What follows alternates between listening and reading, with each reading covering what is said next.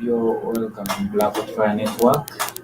Um, Hope I'm loud and clear. The other time we had a show, it's like Keith wasn't able to hear our voices, but I think we are clear. If I'm loud and clear, for those that are watching me right about now, you can tell me whether I'm clear. But I welcome you guys from that long weekend we had. We had a long weekend, Friday, Saturday, Thursday. Thursday was a Sunday, and today is a Monday. Today is 15th of April. Um, First of all, I welcome you from that long weekend, like I said. It is my honor and pleasure to see you again here on Black Fire Network. I'm not alone, I'm with my colleague, Maria. We are broadcasting live from Kampala, Uganda, and we hope your day has been good as well as the weekend. Let me hope things are moving on well wherever you are. Um, First of all, second of all, I will thank Twitter people, those people that watch us from Twitter. Thank you for that great support, guys. You always show us, you always give us that confidence whenever we broadcast in. You come with big numbers. I think the last number we recorded, the last number we recorded was about 2K people that were watching us. That is something that is, of course, great. Something that can't be taken for granted. It is not usual. Is not usual. Uh, Thank you for watching us. And for those that watch us from YouTube, Black Fire Network 2, uh, I also thank you for watching. It is great. It is also great that you watch our shows from YouTube. For those that watch us from Facebook, yes, Facebook is back. Facebook is back today on Facebook. Endeavor to like and follow, subscribe our YouTube channels, uh, follow our page, follow our pages, the Twitter channel, and of course the Facebook channel. Keep following, keep showing us some energy, some support to our shows. Um, Yes, maybe this is happening in East African countries only, but we are receiving.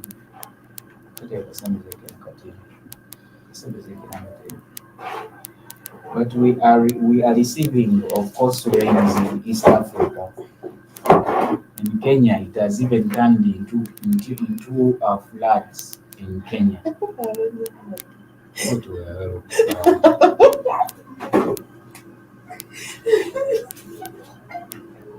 inakulaba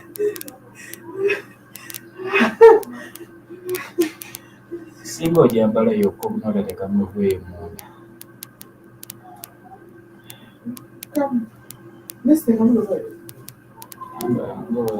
So in Kenya, it has turned into floods.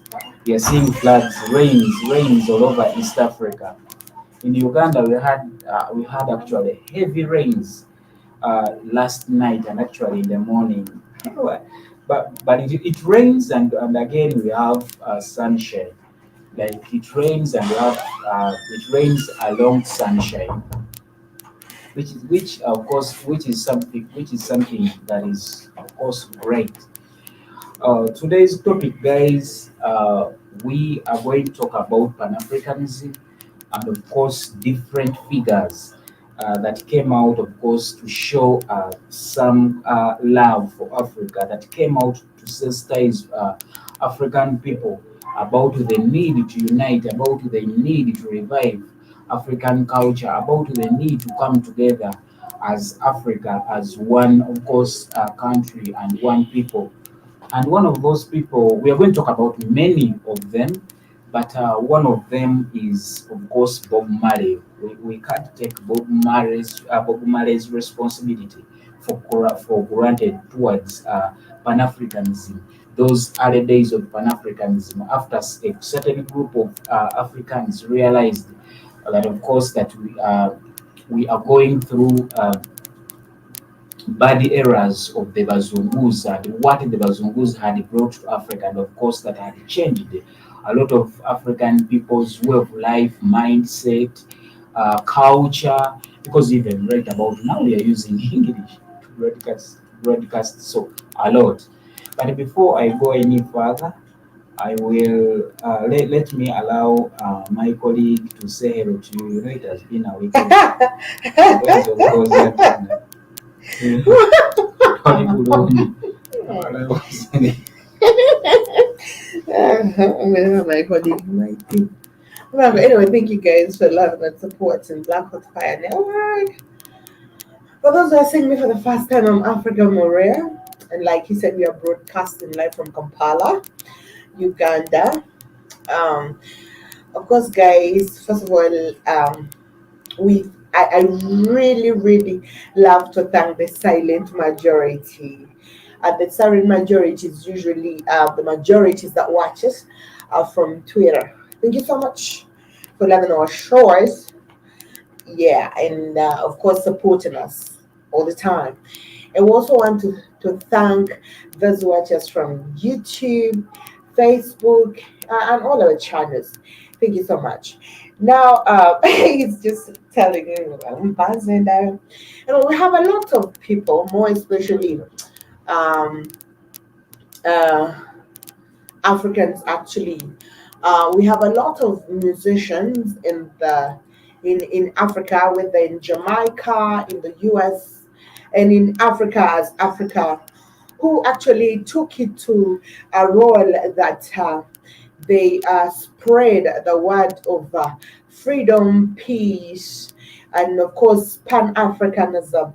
That's uniting as under one umbrella as Africans.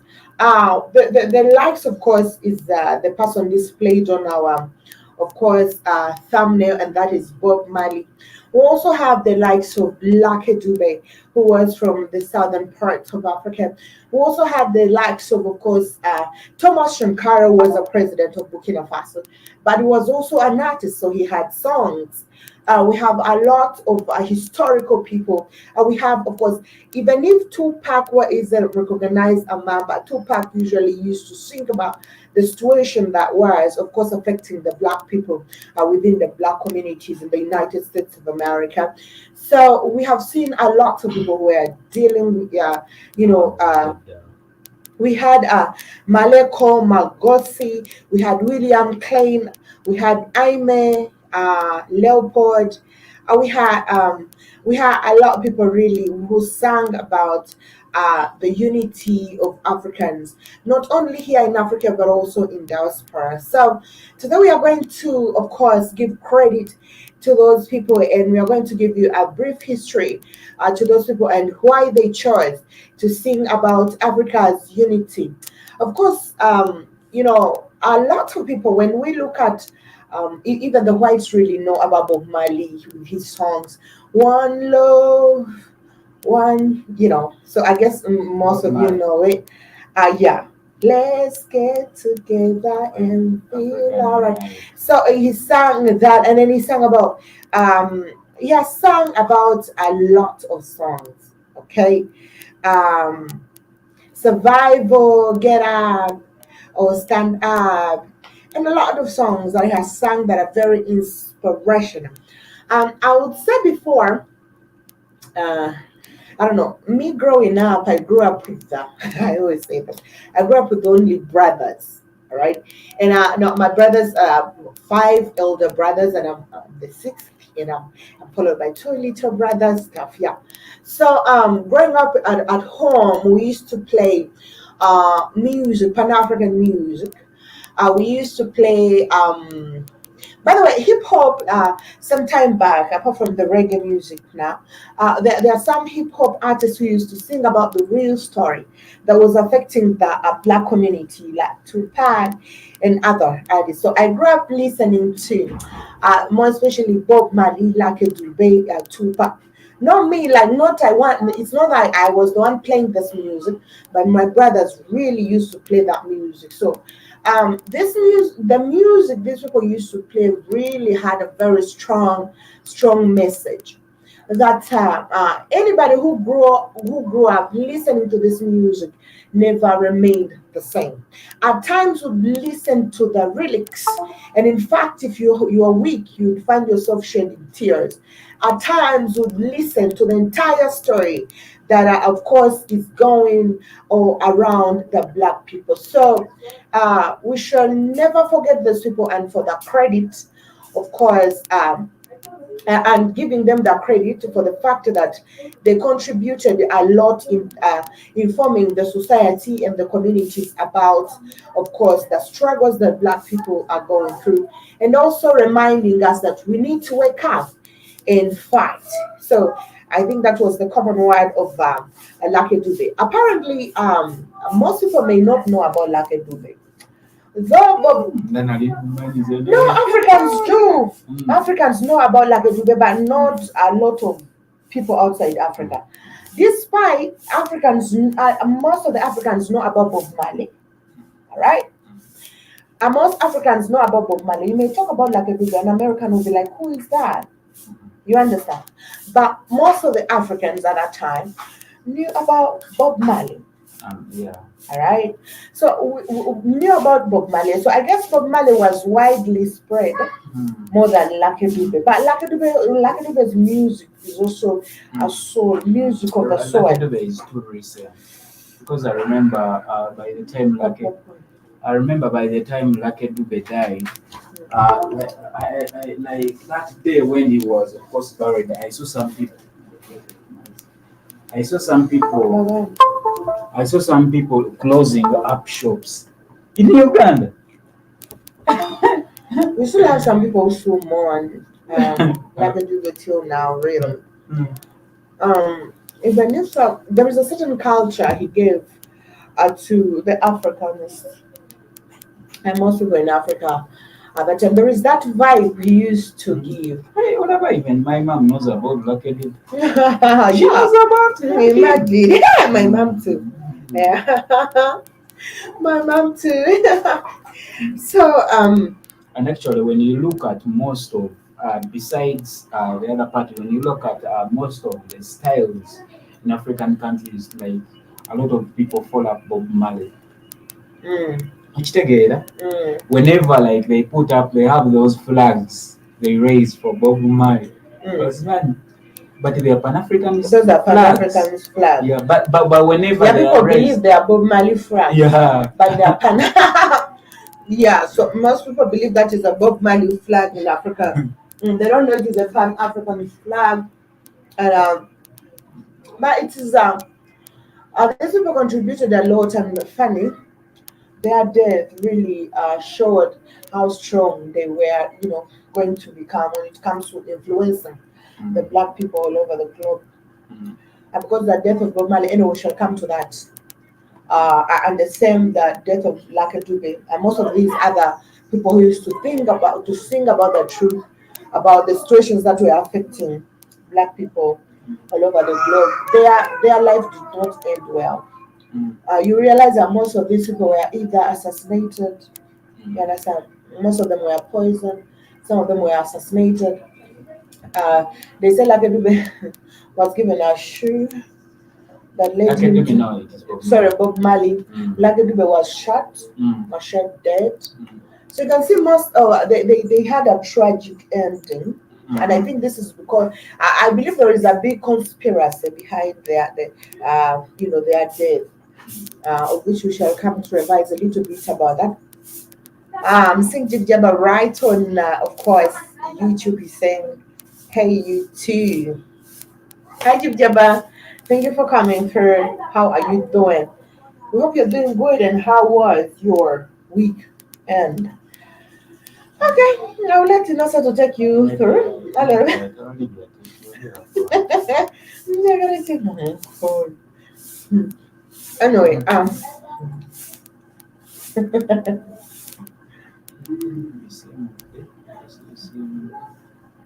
everywhere.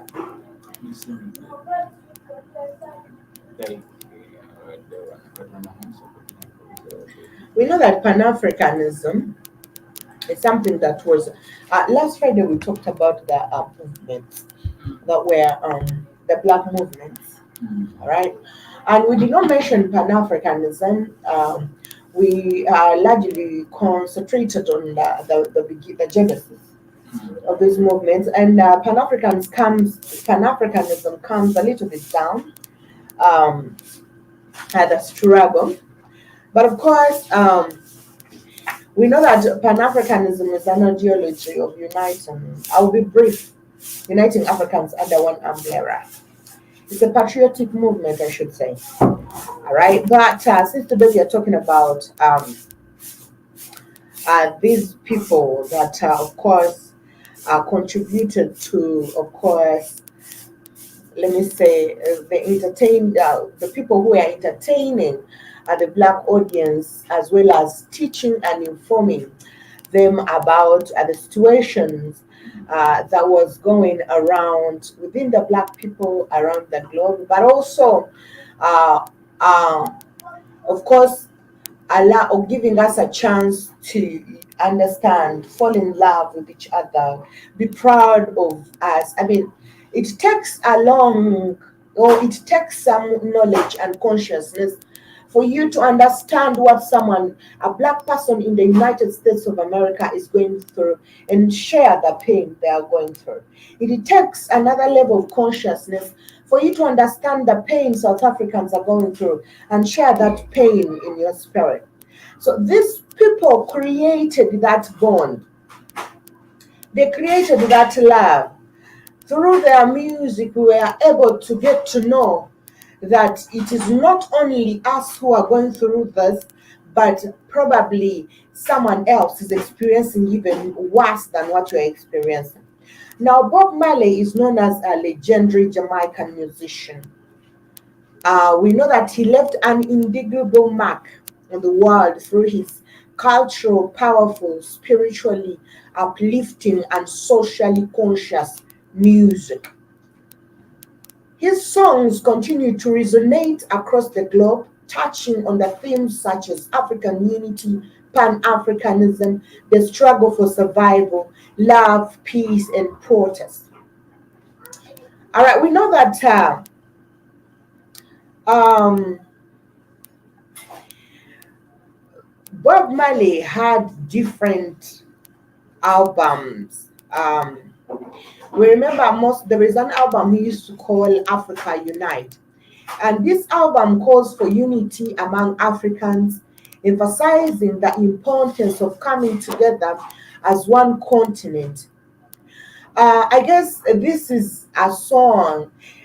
This Most of you got to understand Bob Marley, more especially Africans, when he sang this particular song.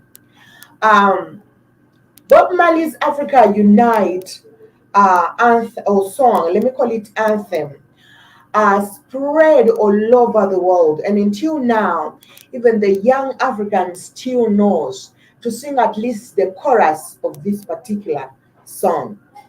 Now, if we had such kind of artists now, that would still be, we have few of them doing this really. I think people are more in circular kind of music. And I think at a certain point, we feel like music has lost a touch. Oh, but to me, I don't know. Anyway, music has lost a lot. Music today is backed by a reward. People want to be rewarded. People want money. People look at money. But by the time, like people like Bob Marley, yes, this was of course a prominent, of course, singer. Someone who was famous within Jamaica, and of course the entire world, because like everyone knows about Bob Marley. Bob Marley.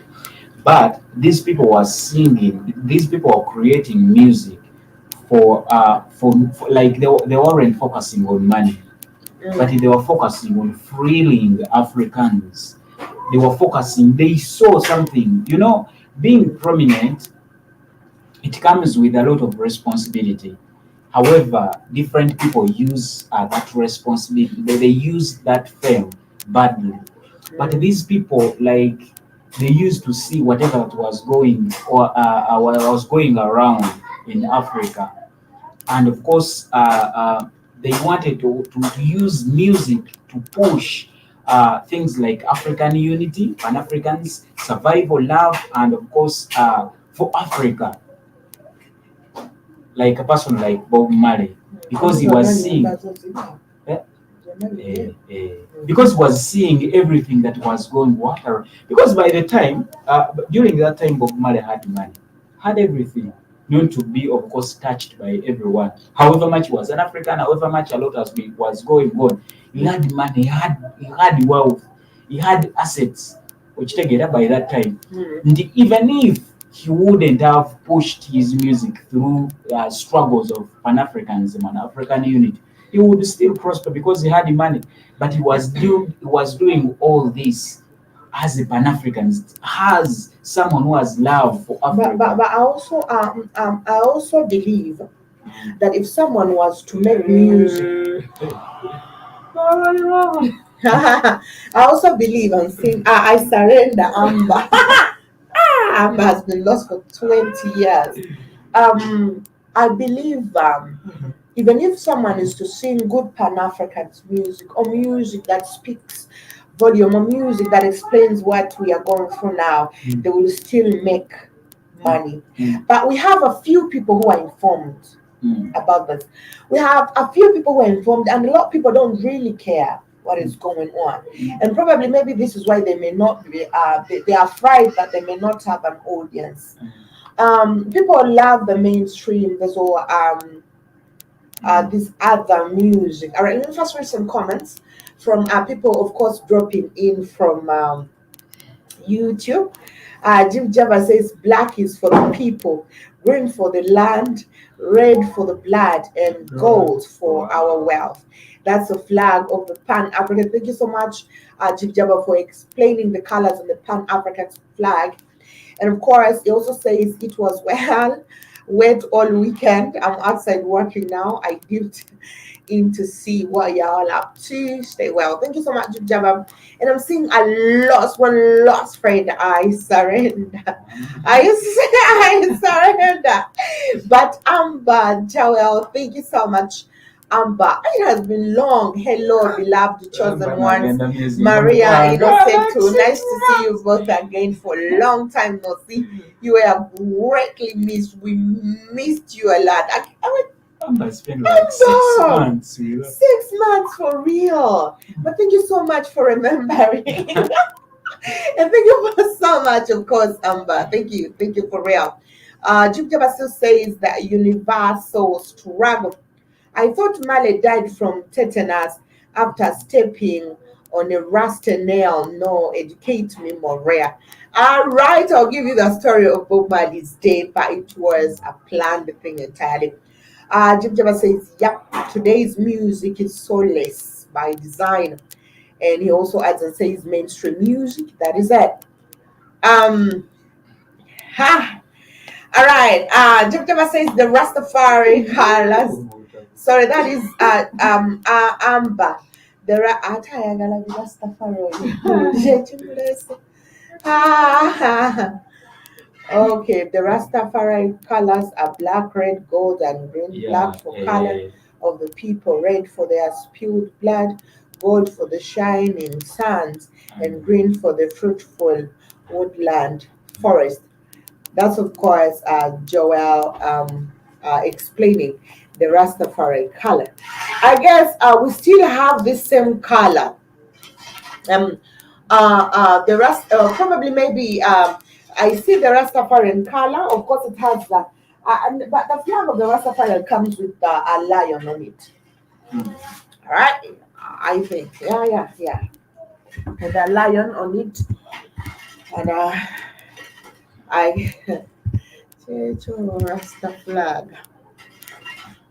There's a very lion in my party. Yeah, it comes with a lion. So some people put the a leaf of a weed, but it comes with a lion on it. And the same the way the color is addressed is probably a little bit. I would say the colors are arranged with just like the Pan African flag, except that for this one it has a lion within the within Rastafarian flag. the Rastafarian flag. Though some people put some weed on it, that is not it. So he said Initially, that a breed is for. for the forest, for the vegetation, let me say that way, Mm. for vegetation. Then yellow. This is yellow. Yeah, this I don't know. They're calling it gold. Yeah. Yeah, they're It's saying it's a gold. gold color. Yeah. I don't know, but I thought it's yellow, representing the sunshine. Mm. I don't know. We have two No, languages not here, good. No. so we aren't.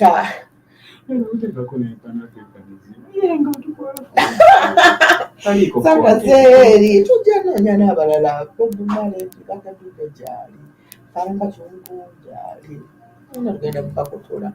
So like Joel says, but I believe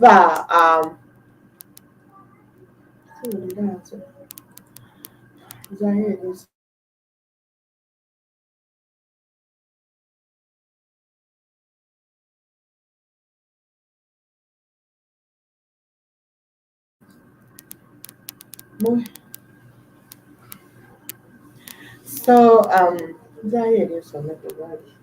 so like Bob Marley actually also, if you remember the album that of course the album that most people knew as Survival. This was released in 1979, and this song was performed at the first Zimbabwean Independence Day concert. That was in on around April 1980.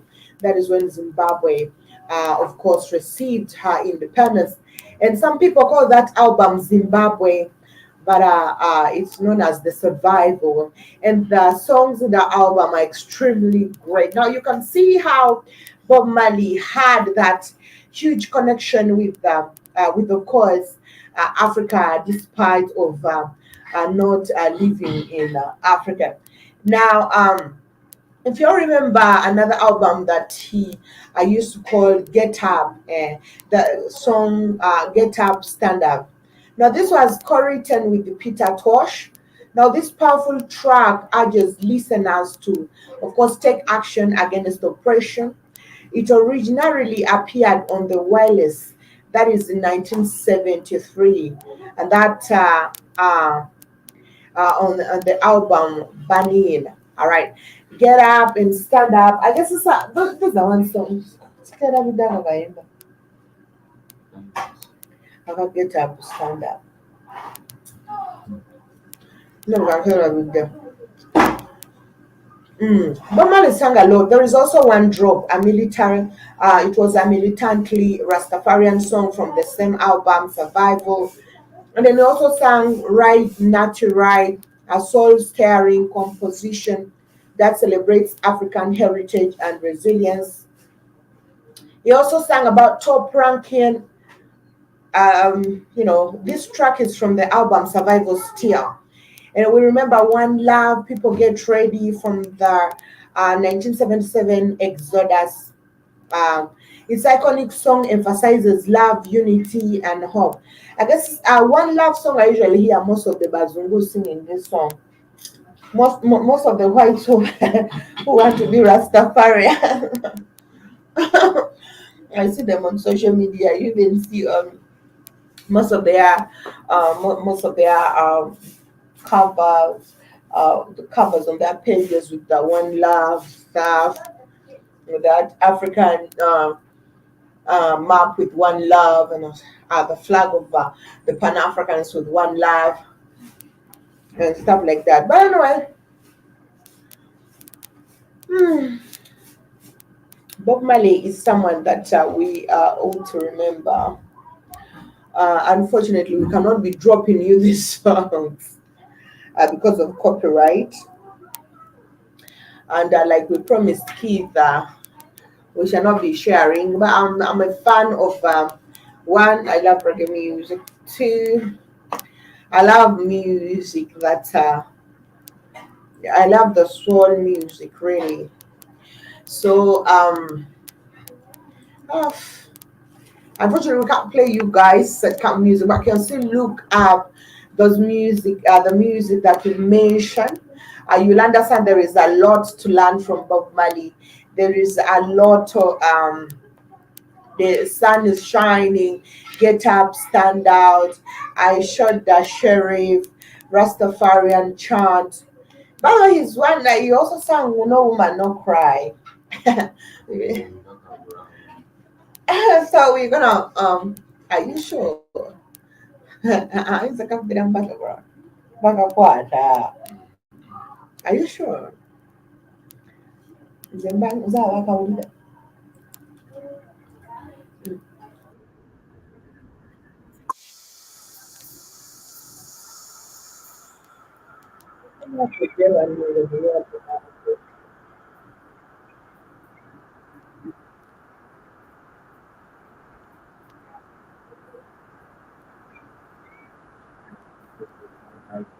Mm.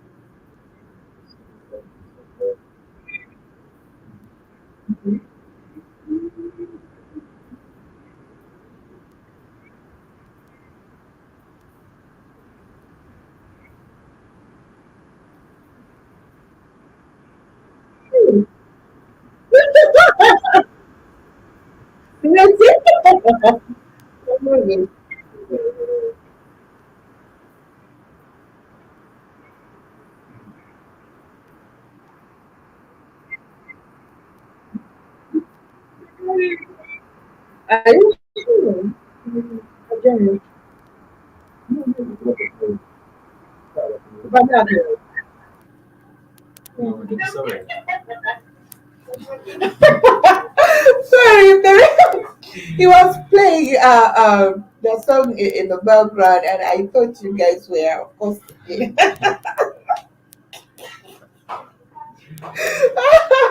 I thought you guys were listening to that song.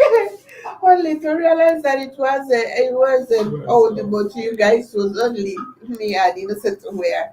Of course, let me first put some bites. All right. Yes, it's getting a lot better. So, um, I know the song is playing outside, but uh,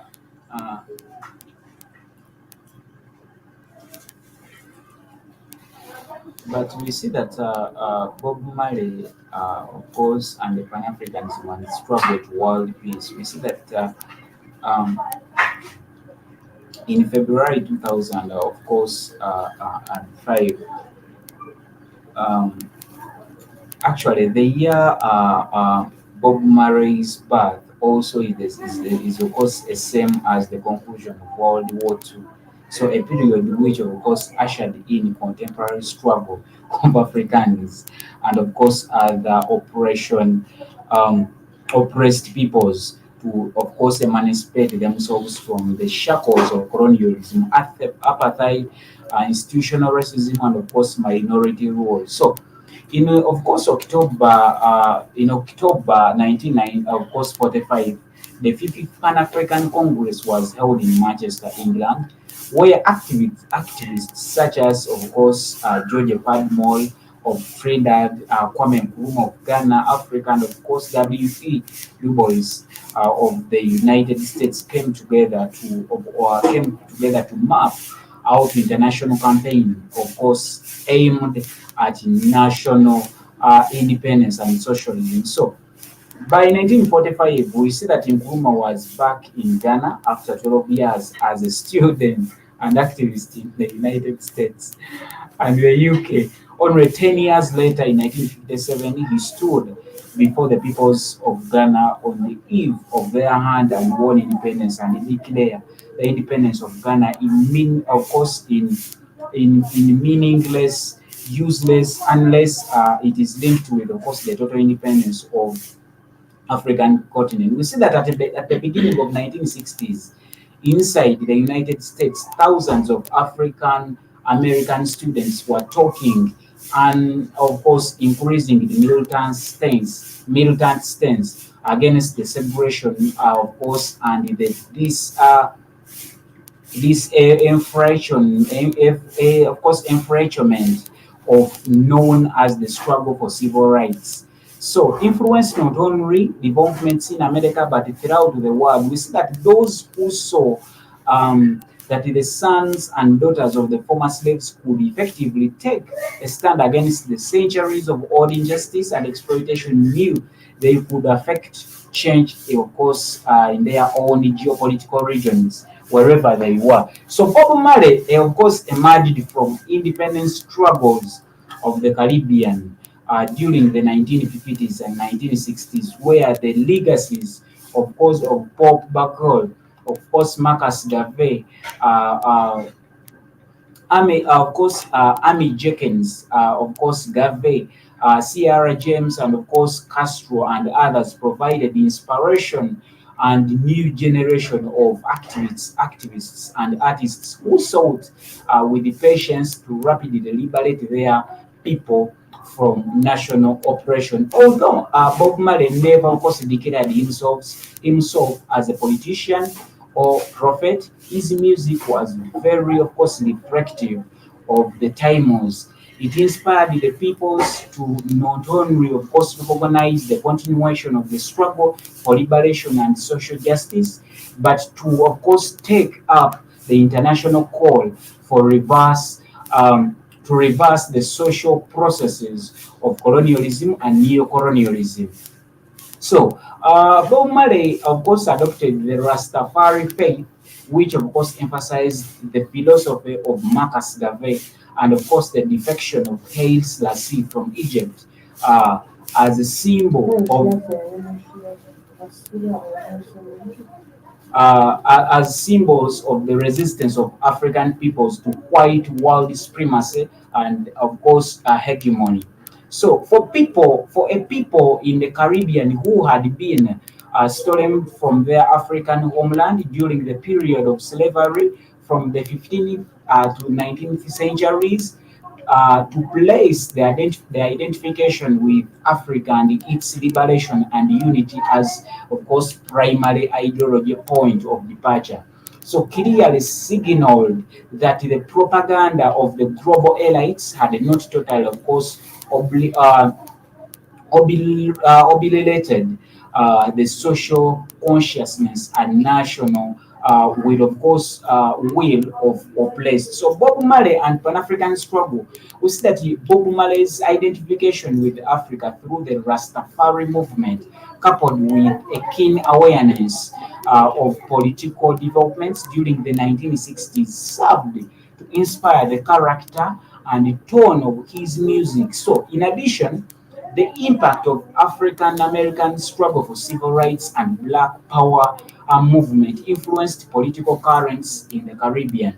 So it was in the United States during the, of course, the 1920s that the Jamaican-born Marcus Garvey settled and, of course, gained his most significant support and organizational base. So Garvey's Universal Negro Improvement Association recruited millions of members and supporters in the US and played, of course, a monumental role in changing the character of social consciousness during the post-World War One period, and that is the 1918 period. So the so-called, of course, haram reigns of the post-World War One period intersected the Galvanism in the quest for cultural awareness among the African people during the same time period. So the activist scholarship of course, Dr. Carter Woodson, the founder of Black History Week, later named African peoples of course, arming them with the knowledge they would need to carry on the fight for the freedom they wanted. So after the deportation of Garvey from the United States on, of course, trumped up charges in 1927, the struggle of Pan-Africanism would continue through the work of George Pandbo, who utilized the international workers' movement to study and organize the people aimed at the destruction of colonialism. So, C.R. James would, of course, would chronicle the Haitian Revolution of the 19th century as the act of intellectual independence, and to illustrate the relationship between the struggle of slavery era and that of the mid 20th century. So he would then draw a nexus between all struggles waged by the African peoples, whether they would be in the United States, the Caribbean, or the African continent. So all of these popular revolts were interconnected and would lead to a global movement that changed the course of human history and consciousness. So a further illustration of Pan-Africanism character of the emergence of Bob Marley, of course, reggae, and of course the Rastafari movement as the social force is marked by influence of the U.S. popular musicians such as Sam Cooke. I know Jib Jabba, you might be knowing this. Sam Cooke, of course, Curtis Mayfield, and of course the impression of James Brown. Huh? Jib Jabba was talking about James Brown. Mm. So James James Brown, Aretha Franklin, and Berry Cody on the young emerging artists of the Jamaicans. So when Stokely Cam Mitchell, who of course had Indian roots, popularized the Black Power slogan in 1966, it had a profound impact on the youth of the Caribbean. So by 1968, Jamaica would see the emergence of its own black rebellion under the neo-colonialism. So Guyanese-born scholar activist Walter Rodney would be forced to leave Jamaica and return to Tanzania in 1968. And in 1970, this Black Power movement would, of course, manifest itself throughout the Caribbean with mass revolt and the call for genuine liberation outside the ideological sphere of America and the United States. So by the 1970s, the American liberation movements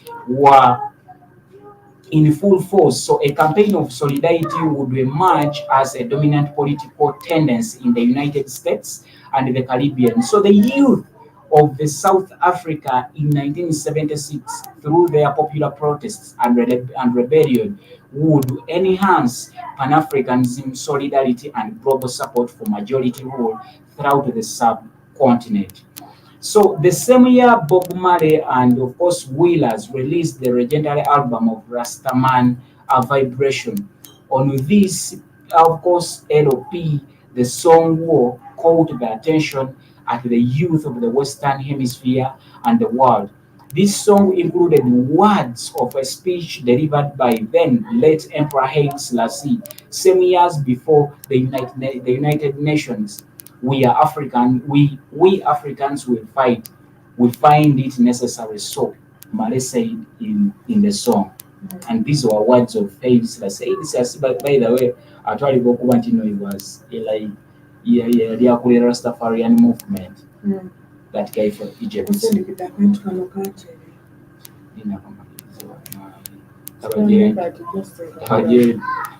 So by 1980, major victory had been won in the struggle for national independence in Zimbabwe. So Bob Marley had released the survival album Maria was talking about. So this album in 1979, which included the song Zimbabwe, that of course championed the armed struggle of the Patriotic Front as the real revolutionaries who deserved the celebration in 1980, a milestone in his performance career, being highlighted as the principal artist, of course, exemplifying the world's solidarity with the people of South Africa. So Bob Marley's legacy and struggle for world peace, we see that eradication of direct colonialism and apartheid in Africa by 1994 represented the culmination of the movement towards liberation that of course intensified after the 1945 Pan-African Congress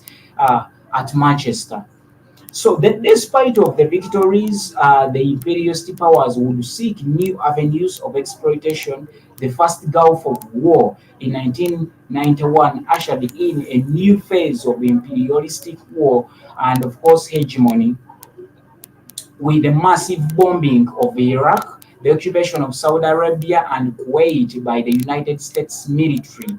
The lines were being drawn for international forces and anti-colonialism and of course liberation. America's of course occupation of Somalia in 1922 in 1992-93 was met with massive resistance, forcing the unconditional withdrawal during the 1990s. Hundreds, of course, of thousands of Iraqis would die as a result of course, the draconian economic sanctions imposed upon them by the United States at the aegis of the American government. So in Africa, the economic hegemony of the Western nations would spark, of course, conflicts in Rwanda, the Democratic Republic of Congo, the Horn of Africa, and in the West African region in liberation and the Sierra Leone, we see that multitudes would scam to revenge the war and plunder. At the same time, the unholy alliance of the United States and, of course, Israel would continue the occupation of Palestine and the denial of the people of their inherent rights to self-determination. We see that continuing economic crisis of U.S. imperialism would lead them into, of course, disastrous war against Iraq and Afghanistan. When of course Haiti should have been celebrating 200 a year anniversary of independence from France, the Americans' engineered and destabilizing campaign and the later occupation of the Caribbean nations. So the concept of preemptive war would become, of course, the cornerstone of the new American foreign policy. So permanent war is continuing theme of the Bush administration by stabbing the African and other oppressed peoples around the world. So the US administration has set war and occupation as vital to its continued existence. However, the policy of American aggression and occupation has been met with mass protest of course, precedented scale between the spring of 2002 and the summer of 2004. Tens of millions of people in the Western capitals in solidarity with their allies throughout the so-called developing world have demonstrated their burning desire of the world peace and of course the total elimination of the American hegemony. So the people of Afghanistan and Iraq have continued their resistance to these occupations by the American military and of course its allies. We see that even prior to the occupation of Iraq in February 15, 2003, the largest world demonstration for peace occurred. These demonstrations have continued throughout the course of the illegal occupation in Iraq itself, and the Americans have of course suffered nearly 4,000 officially reported deaths, over the 40,000 casualties, another 200 who will be of course implicated for the rest of their lives will post a traumatic stress disorder. All these occurring while American economy suffers its worst decline since the Great Depression. We see that Bob Marley's message of peace, solidarity, and redemption is more significant today in the 20th and the 21st century than in any period of recent history. So there can be much inspiration gained from his lyrics and music, a rejection of crass materialism and of course consumerism, the upholding of the right of the oppressed peoples to self-determination and the necessity for solidarity with the American continent and of course other developing regions. We see that the continued struggle for civil and human rights in North America and the ability of peoples Africa to reclaim their historical identity and social equilibrium is of course the mandate left by Bob Marley. So it is most, of course, appropriate now that the 60th anniversary birthday commemoration were held in 2005 in Ethiopia, a nation and a region which has been challenged with the questions that the legacy of Bob Marley represents. So, will you be forced to take a notes of unfinished business? Um, and of course unfinished business of national liberation and Pan-African unity. So Bob Marley therefore continue to speak to us from the grave.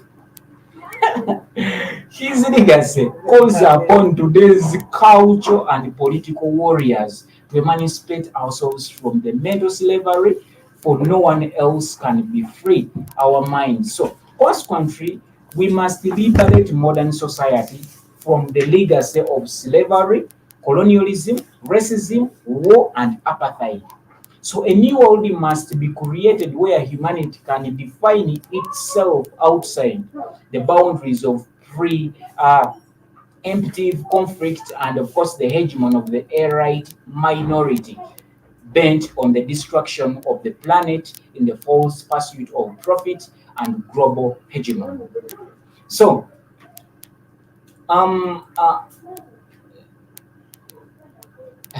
Django, Django's own messages are you all push the envelope. You always with that. Yeah. Nalikuwa kiboka tobafaako bakuvaako tobadde mukwogeraho. So again. So tomorrow could be there. When you you all push the envelope.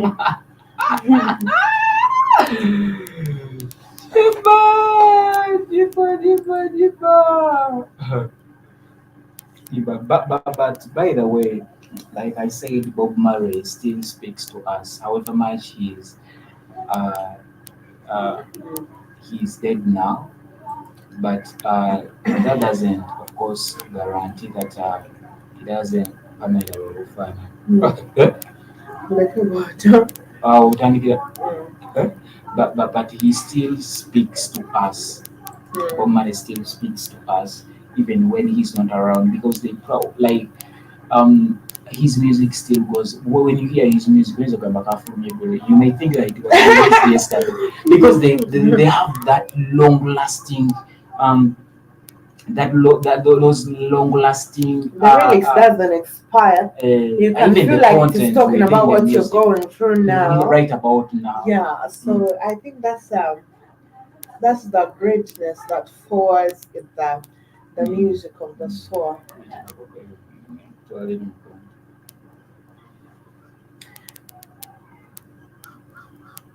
Never said you. Okay. The symbolic Rastafari line represents the lion of the tribe of Judah, who of Yeah, course break Barrington. every chain. Oh, and But that you got popcorn is huge. Yeah,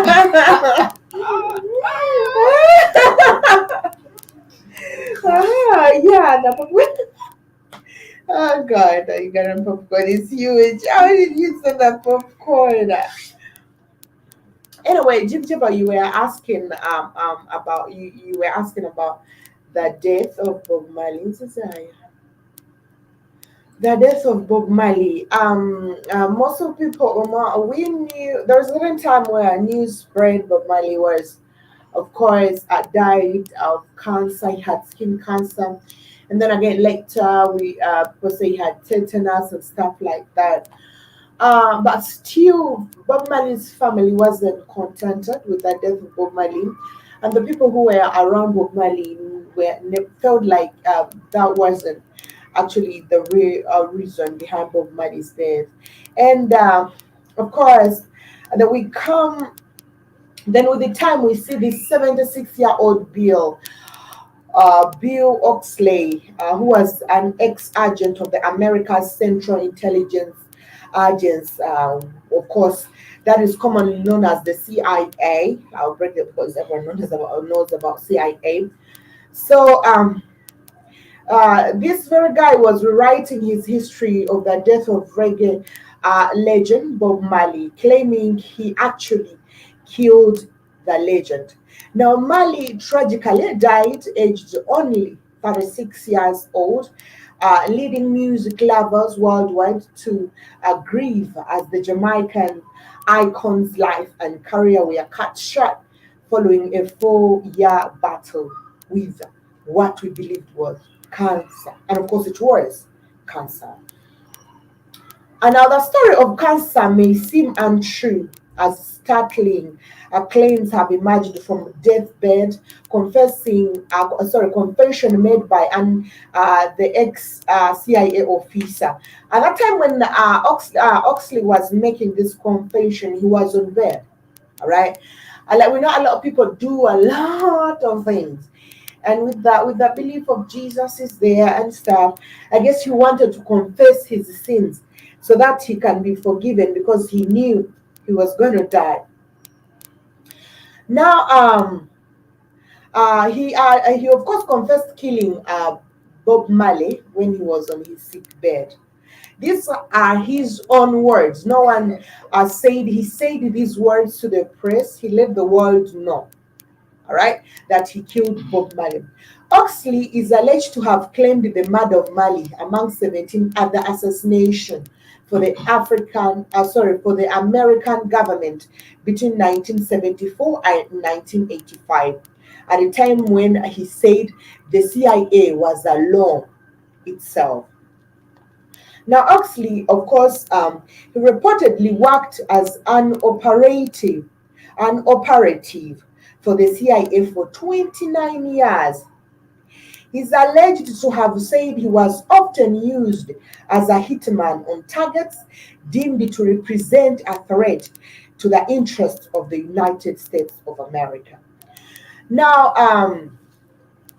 actually, he admitted having no problem with the proceeding with the Bob Marley assassination because he was a patriot. He believed in the CIA and he didn't question the motivation of the agency. He always understood that sometimes sacrifices had to be made for the greater good.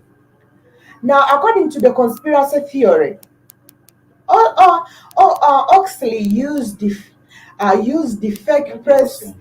credentials, Bowie, to gain access to Bob Marley at his Blue Mountain retreat. Now, introducing himself as a famous photographer working for the New York Times and gave Bob Marley a gift. He gave him a pair of canvas. It was All Star and size 10. When Bob Marley tried on this shoe, he screamed like, like when something has pierced you and you're like, ouch, you know. He confessed that when Bob Marley screamed, that was it. His life was over right there and then. The nail in the shoe was tainted with the cancer viruses and bacteria. If it pierced his skin, which it did, it was good night nurse for Bob Marley. And of course, scrolling down. Before even I conclude this story, there was a time Kanye West, Once, yeah, Katono. There was a time Kanye West came, yeah, Mr. Katono, to Uganda. What you Kanye West? Where you going? You're not turn. You're according. Oh, you Kanye West? Where you going? mm, When Kanye West came to Uganda, he even gave Acorn. Kanye West. When Kanye West came to Uganda, he went to the White House. He I gave like the that. president shoes. I don't know. Yeah, he refused to wear the shoes.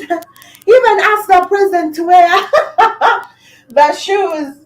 The president of Uganda refused to wear Kanye West's shoes. I guess he recalled the Bob Marley instance probably because at that time Uganda was entangled with the United States of America, having rejected homosexuality. Kanye West comes to Uganda and then brings this shoe. They were canvas. I don't know which kind of canvas. I don't know. They were sports shoes. I don't know how my canvas are. But they were shoes. They were white. They were like canvas, I guess. Maybe not canvas brand, but they were sports shoes. So Kanye West gave those shoes, presented these shoes to the president of Uganda, and the president of Uganda, and he was like, he should wear the shoes. All right, he asked him, please, Mr. President, will you wear those shoes? The president refused. He said, "I'm gonna wear the shoes. I'll wear the shoes if I want to, but I'm not gonna wear the shoes right now." And the president of Uganda has never been seen wearing Kanye West's shoes. All right, so I guess he recalled the incident of Bob Marley probably saying, what if this is what you guys want to do?" I guess this is why, because the president refused to wear Kanye West's shoes at that time. And a lot of people, a lot of people were like questioning, right? Because Kanye West was like insisting the president should wear this shoe.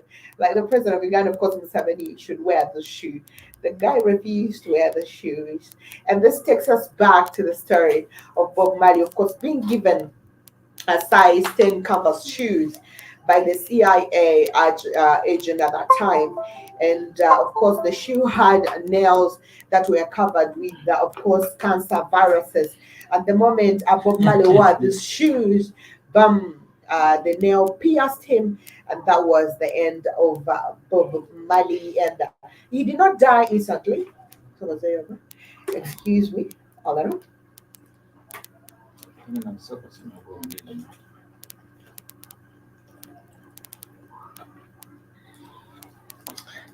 All right. Let me first take you guys through the comments. Yeah, I forgot about that deathbed confession of the agent. That's right, they injected him. All right. Jujeba agrees with that. Like they did to Khalid Mohammed, injected with cancer. So you can see this is not a new thing. And usually the people who do this are people who usually befriend us. All right. And Jujeba says, at the fear of a black messiah. Danny Harrison, thank you so much for joining our chat. Dan Harrison says that Bob Marley, that was a CIA hit. Both political parties of Jamaica at the time were at war with one another. Bob Marley was bringing peace. In short, Bob Marley's music was stepping on the wrong toes. Exactly, that's a comment from Danny Harrison. And actually, you guys should, most people didn't know that Bob Marley was murdered, but it's a sad story. We can see, like Jib Jabba said, that Khalid Muhammad was also injected with cancer.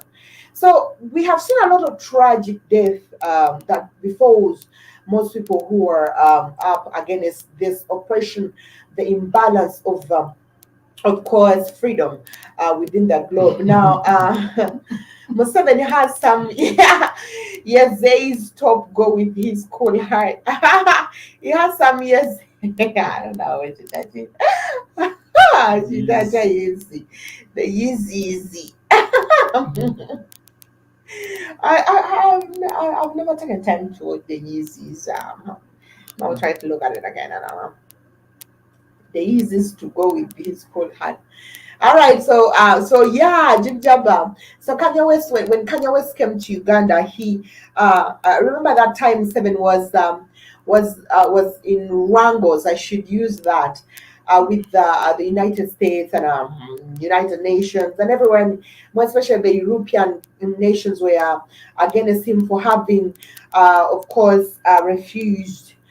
To sign the homosexual bill, they wanted him to allow homosexuality, which he refused, and then we see Kanye West coming in and visiting the president and purposely. I don't know what Kanye West was. I don't know the connection Kanye West had at that time, but I think he was representing, and I think he was like coming at peace talk.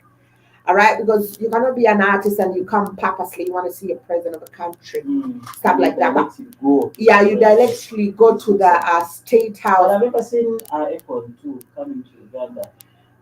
Yeah, Akon came to Uganda. Yagenda ke wamusebe. Eh,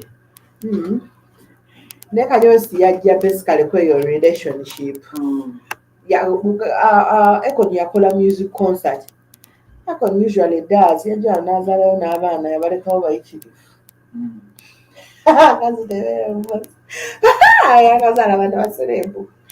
But of course, Joel says that Bob Marley Ride Natty Ride Buffalo Soldiers Redemption Song. Speaking of Natty Locks, nice Natty Locks, Marie.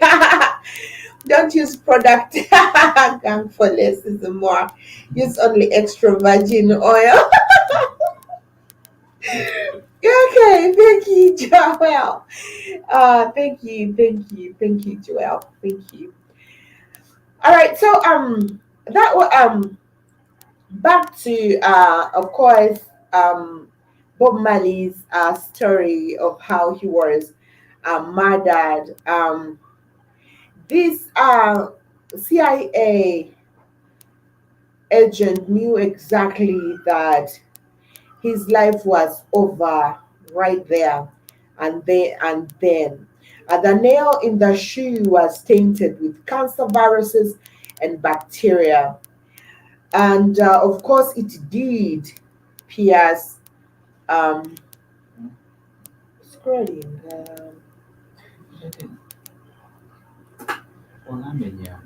Until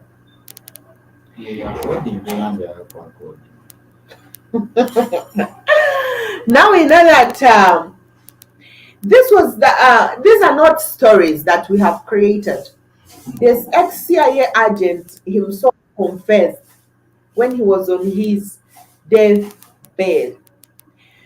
There had been a series of high-profile assassinations of counterculture figures in the United States in the late 60s, early 70s, and the time Bob Marley's and when by the time Bob Marley's time came around, uh, you know, most of he said that he thought that was the order of the day because for them they had come with a technique, no more bullets and splattered brains. All right, they knew we don't want to see black people being killed on the street because remember that time everyone was conscious. We knew whenever any black person was killed, we know where we knew where to point the fingers. And these people knew that if we murder these people with guns, definitely the black society is going to be so sure that we did commit that. So they knew. Now they changed because a lot of people, just like Jib Jabbar said, that even Khalid Muhammad was also injected with cancer. So they decided to resort to cancer. By the way, we saw a lot of figures, a lot of big figures dying of cancer at that time, and this was very deliberate. It was an organized move. So That's why unfortunately, Ibrahim Torre was all them out well, there. That's right. I fooled you. I'm in here. I'm in here. Jesus again. It's Jesus, Seto. I'm in here, nigga. How you guys doing? You guys doing good? yeah, we're good. All right. Yeah, All right. we're Hey, good. Seto, let me ask you a question. Let me ask Seto a question. I know. Hey, question. Hey, when I joke with you, Seto, does it make you sad or anything? Do you get upset when I joke about your mother? Does it make you upset? You know those are jokes, right? You understand? No, I'm No. No. I don't take it at heart, kid. okay. Okay. I just wanted to make sure. I forget. I know Africans are sensitive.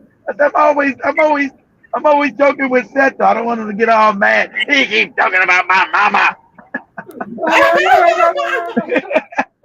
I I want to get a. Yeah, I want to make sure Seto just know those are just jokes. It's all fun. Me just playing with him, messing with him. That's all it is. Um, yeah, like as much as I messed with him about it, I never asked him. So I wanted to make sure I wasn't hurting his feelings. So I wanted to make sure. So it's it's all jokes. Some people get mad about jokes. I just wanted to make sure he was okay. That's all. Mhm. Shout Yeah, out to he's everybody in the chat room. Y'all, you got you guys have 847 people on Twitter. Oh, yeah. yeah, like you guys gonna get to 1,000 again. Last week they got to 2,000 people up in there. You guys got 847. Yeah. But go ahead, I'll let you go. Yeah. If you got something about Bob Marley being murdered, yeah, they injected it. They injected. I think it was like his big toe. They injected his big toe with poison. I mean, with cancer or something. Yeah, with And the they and they and they admitted it now because he dead. 50 years later, yeah, we killed him. So what? Right? Ain't nobody gonna do nothing. We killed him. So what? mhm. You Actually, got it. this is that. So a lot of people, it is unfortunate that this kind of news did not spread widely. That most people didn't get really to realize what happened at that time. But Mr.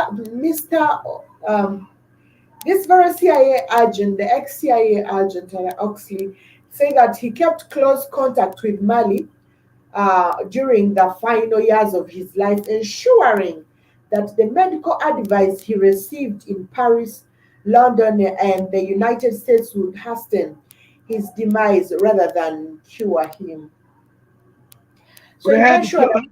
Remember, they patient had to would kill get him because he was going home. to Africa, waking up Africans, and he also was funding a lot of those revolutionary movements in Africa. So especially in Zimbabwe, he was becoming a problem because he was bringing African people to him, stand up, get ready to fight, get pride, love to be African. So he was counterbalancing the white people's narrative. So we're gonna have, they had to get him out of there. True. This man claimed that the last time he saw Bob Marley, I mean, before Bob Marley died, he had removed his dreadlocks, his weight was dropping, he was very withdrawn, unbelievably small, he was shrinking in front of everybody. And at that time, the cancer had done its job. And I should say the CIA had done their job at that time. Now, although we have this widely dismissed as, we have this information dismissed as a fiction. This and of course, this man still wrote he wrote to other, of course, media platforms like newspapers.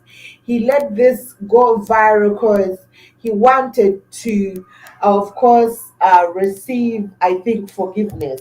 At that time when he was gonna die, maybe he thought I should confess all my sins.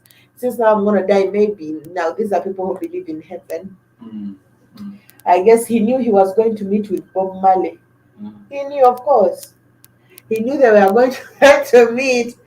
So I said, I have to confess. Maybe the guilt was killing him. But we always know that no one can come and decide to tarnish their image like that. All right. And then they approve that this man was close to Bob Marley.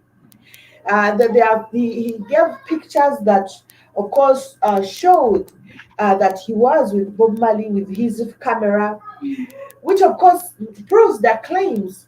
Although, of course, America comes in and says, no, we didn't do that and all that.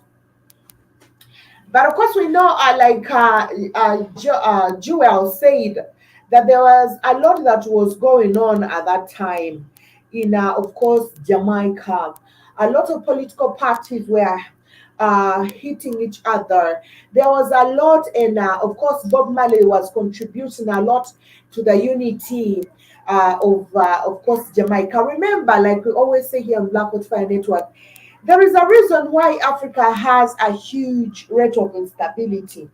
It is very important for people to keep on fighting each other as others are uprooting the most important things, from them. So this is the same thing. Bob Marley was trying to unite Jamaica. Guns were in Jamaica. Guns were given He's almost trying to unite everywhere. Africa. I don't know about Jamaica. He was more worried about trying to unite Africa more than Jamaica. Well, yeah, but at that time at that time when he was actually concentrating on Jamaica. Jamaica had a lot of Okay. political issues, and Okay. Bob Marley was bringing peace, and Bob Marley's music actually was spreading all over Jamaica. A lot of people were listening to this music. Jamaica was trying to make, friendship. All right, so which wasn't, wouldn't, which really, I guess, was hurting those who wanted Jamaica to stay the way it was. Like I said before this show, Bob Marley was known globally, all over the globe. Bob Marley, until now, Bob Marley's music still sounds new. All right. We have had most of the music of the soul, like educative songs that are still sound as new songs. You listen to a song or you listen to a certain type of music, and then you feel like they are talking about what is happening right now. And someone may not, if someone is not told that Bob Marley existed some time back and probably even has passed, someone would think that Bob Marley is singing something that is actually taking place of recent. So now that is how strong the message Bob Marley had. And of course, I believe this wasn't uh, a good thing to whoever would wish for Africans and the black people of the world not to unite. I'll let Innocent say something. Yeah, so my hand. So just like I said, so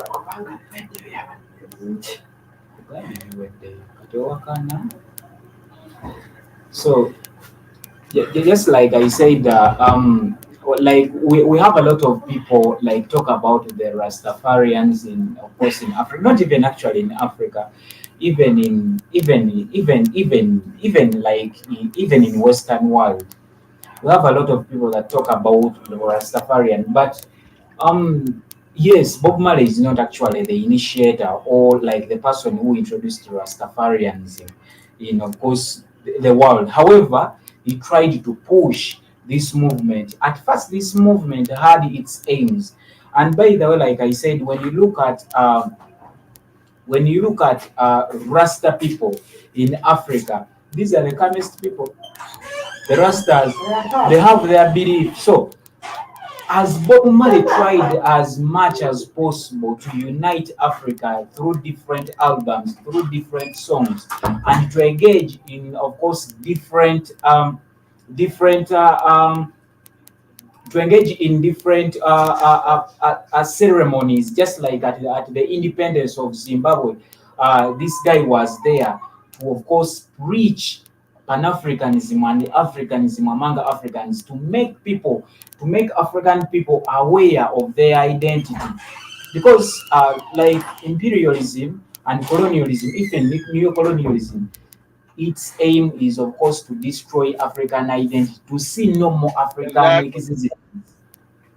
So this guy tries to push, like to push ideas of unity, ideas of ideas of identity for Africans. And I guess that's why this guy was killed. He was young, 36 years. Yeah, yes, yes, that though. That's why he was killed. Yes. Yeah. He was very young. And maybe they thought that when he makes like 50, it will be terrible. So When they, you are president. hey, oh, president, you know. So why don't you unite Africa? Yeah, so they had to cut him because by 36, someone is energetic, someone is thinking Yeah, every and, time. Yeah, he's thinking every time, energetic. Bible So, so I guess that's why this young man was killed, just because of that. Right?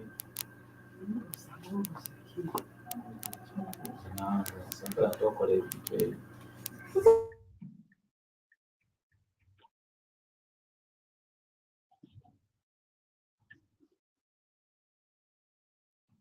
Yeah. They believe in a heavy, alright. You never, alright, says 100% too. Okay, But like, ask yourself why is it that Mandela died at 96? Who believed to be a Pan-Africans died at 96? This is why Because I he tell people. because he was a threat. That's why. Understanding. Mandela died his he was a puppet after all. So Mandela was important to their struggle. He wasn't a threat. That's why he died in '96.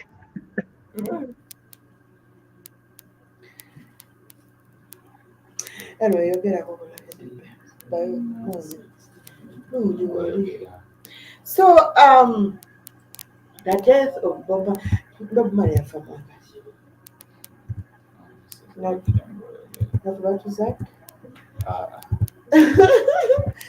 But of course, Bob Marley made a trip to Zimbabwe and other African countries when he was celebrating the freedom of these different African countries at that time. But we also see another person like the same caliber of Bob Marley, and that is Lucky Dube.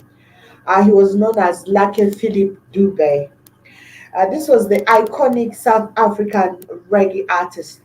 He was not only a musical legend but also a fervent advocate of Pan Africanism. His music served as a powerful medium for expressing cultural identity, self determination, and the emancipation of Black people from mental slavery. We know that You reggae know, music. people are like people like someone who may ask like how slaves now, like we are not We seen are as still, we are, that mental. yeah, the That, mental slavery. eh, But Laka Dube is one of the artists that made reggae music to be a vehicle for awareness. And until to date, I can tell you, a lot of people believe you cannot sing bullshit when you're singing reggae. mm, You should have real message.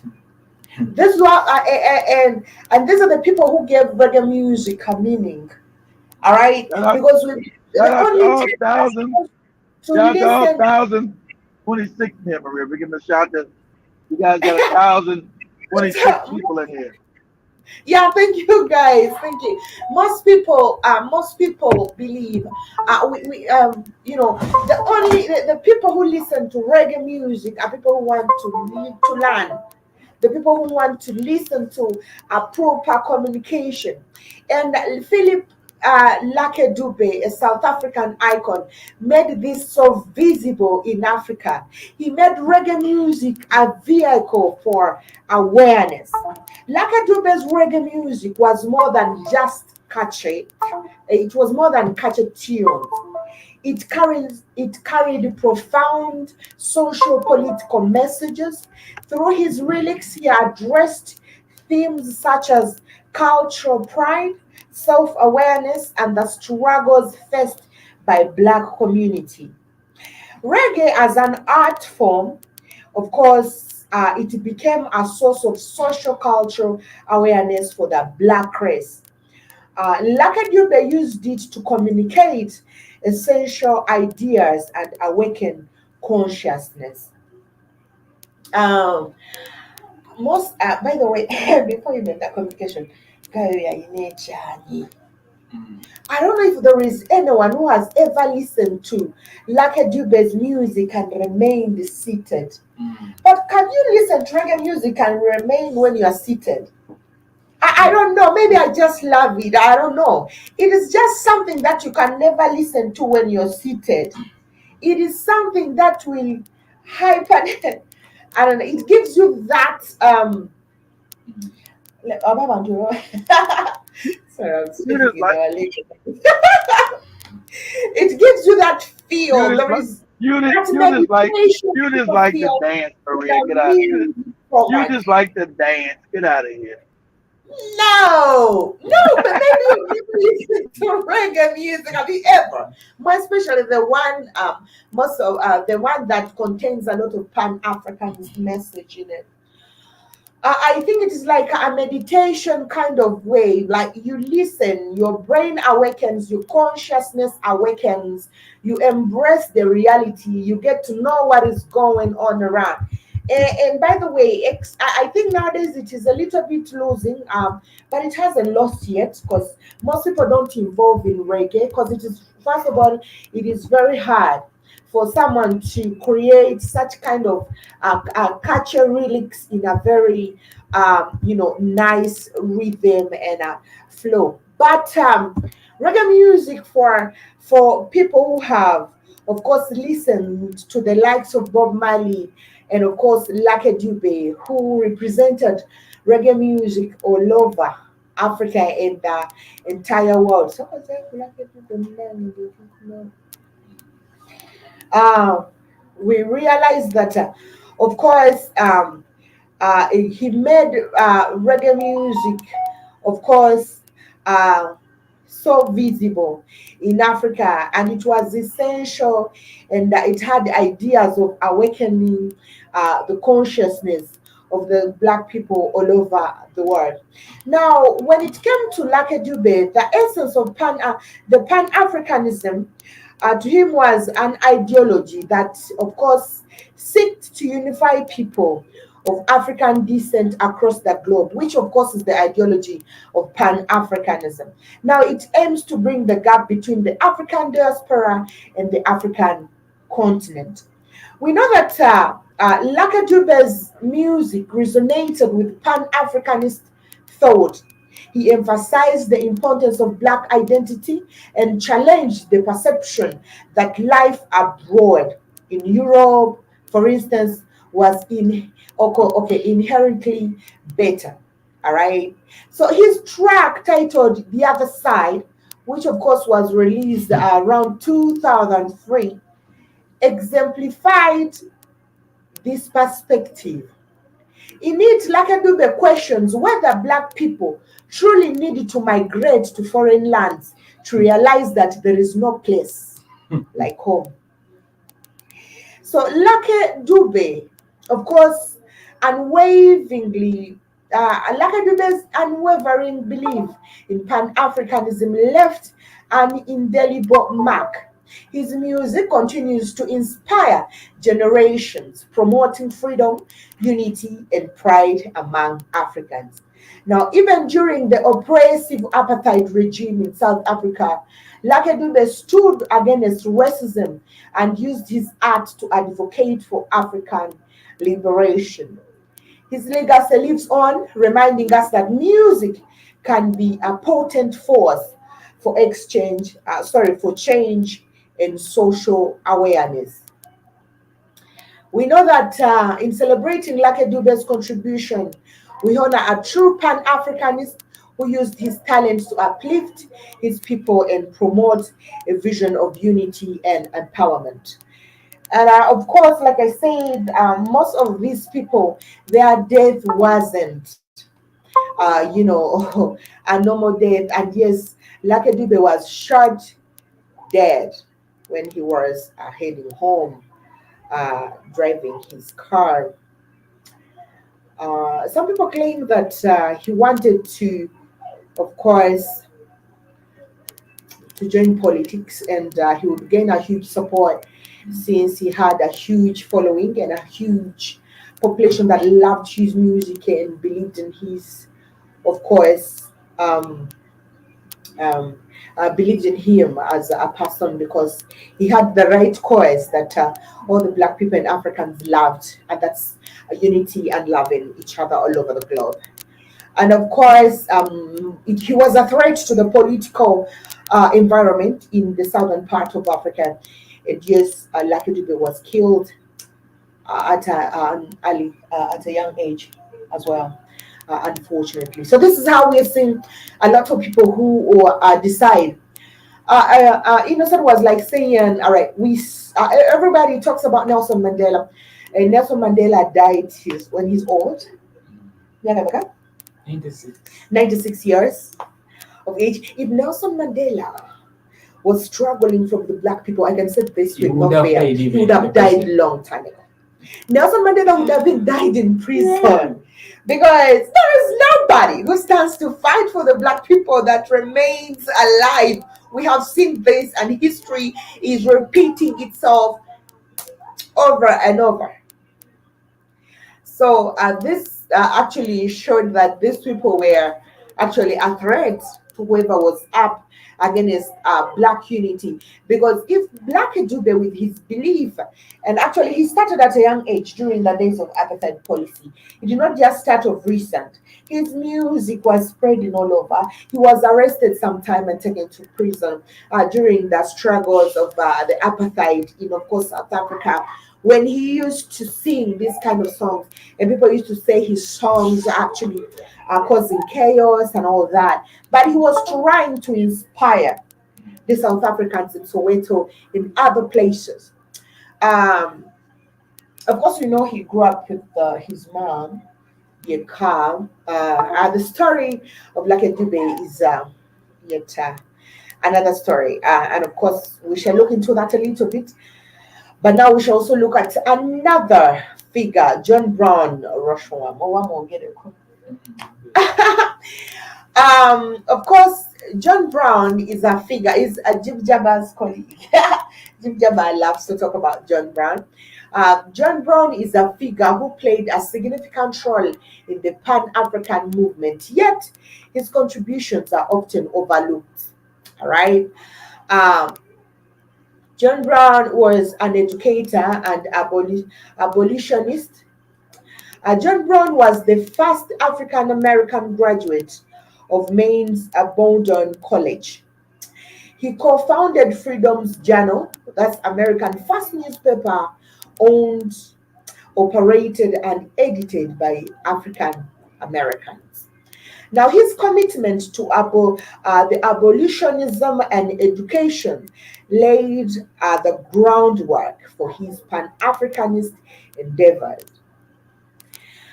John Brown's life was marked by the perennial Pan Africanist dilemma, whether to go to Africa or stay and fight in the United States. He was always All right.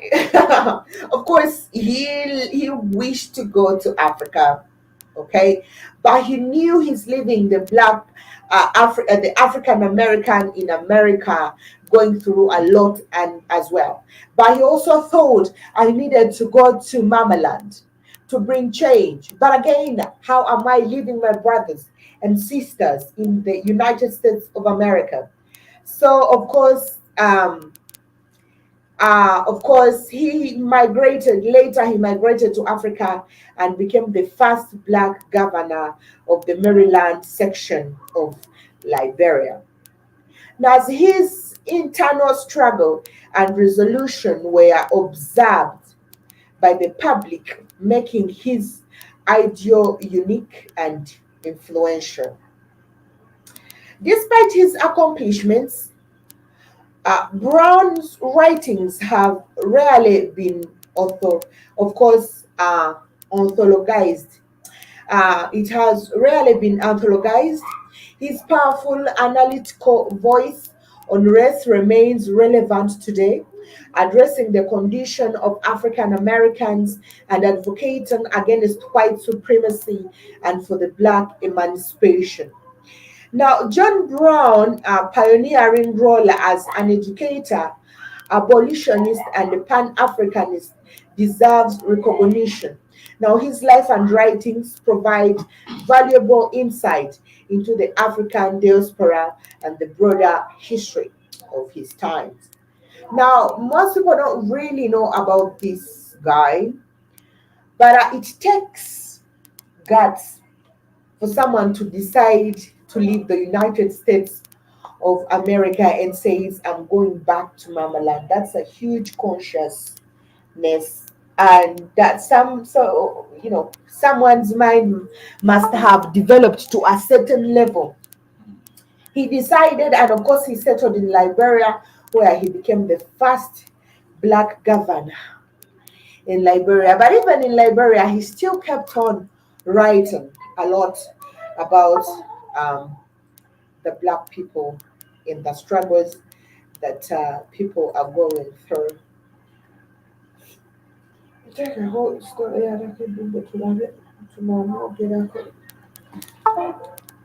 All right.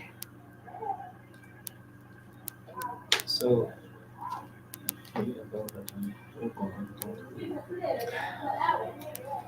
We don't hmm, we don't know get the kid answer. kasamalizing Kadi mambi damu lwaki. Keep is right, Bob Marley. Keep is right.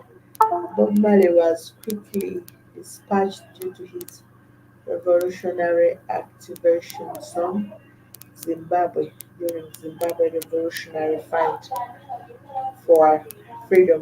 Yeah, I don't know how they come with Zimbabwe.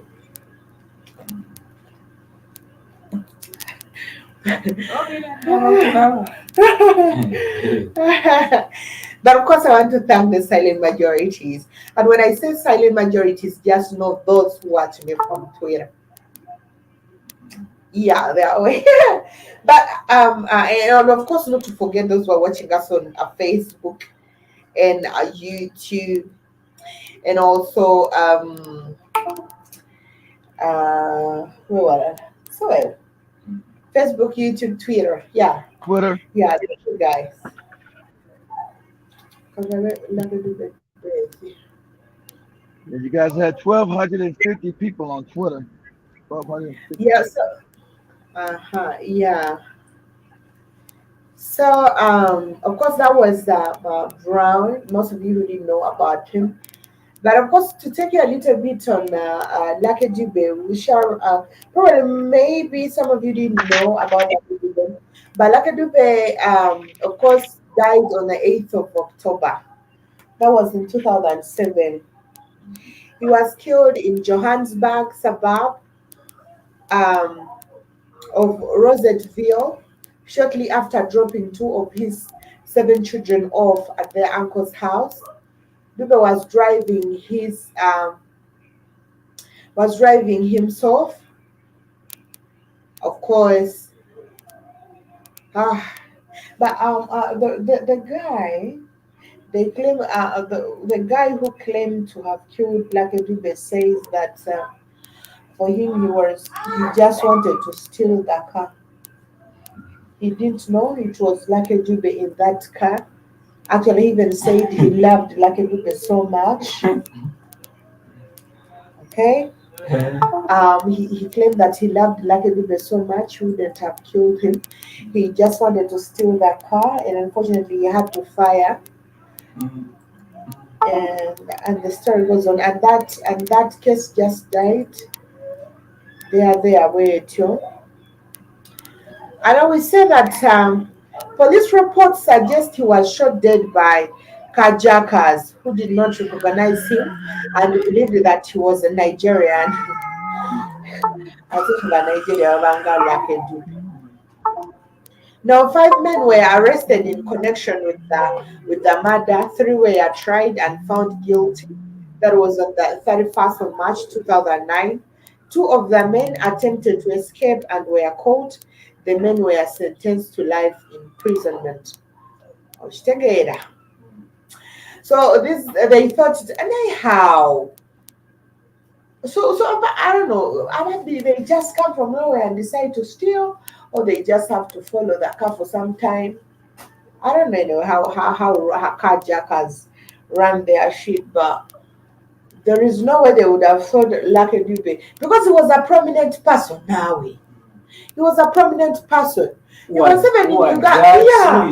Yeah. Why is it that after dropping kids and like he's free? No one. They did murder him. Right. Even here we have some celebrities. People see their cars and they know this is INNOSSETU's car right here. And everyone knows. And how can you tell me people they didn't know Lucky Dube's car? I should get that. Because he was a strong man. He was a celebrity. There is that coincidence. I took what I'm gonna. Now, anyway. So that is how, of course, Lucky Dube died. Lucky Dube, Bambi. Oh, that's good.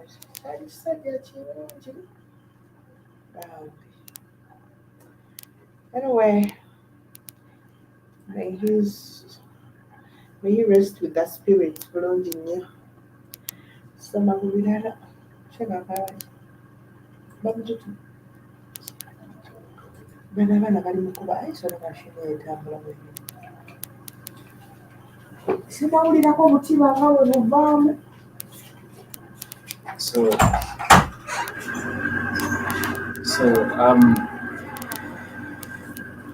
a lot of people are being used accidentally when actually I don't know why. Even maybe the governments, they're also in touch. The governments where these incidences are, I don't know whether they are in touch with these incidents that happen on people that come out to fight for Africans. For the case of Lucky Dube and of course the King Rasta, Bob Marley, because but all like this guy came out at his bed rest before dying, and he claims to have killed Bob Marley.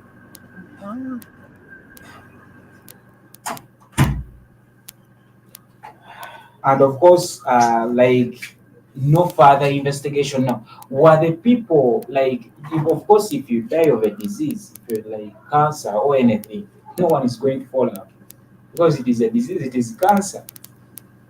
No one follows. By the way, like things that have been connected with disease, people, prominent figures, politicians that have died of diseases, they have not been followed up. We have a Ugandan politician who died, I think, at the beginning of this year. He was an MP, but claims to have been poisoned in South Africa by a colleague. No one followed. Like the guy was speaking well, but at the time was he spent 2 years without talking. People have poison. He spent 2 good years without talking. Whenever he could talk, like things were not come, words couldn't come out. So this is something that whenever issues are related to disease, no further investigations are done. If you die of a disease, you're done. So Amber says it's been scientifically proven that the heavy box bars and drums in reggae is the same similar sound as the human blood pressure and happiness. Thus, it's the sound of the fetus here inside the womb. The fetus says.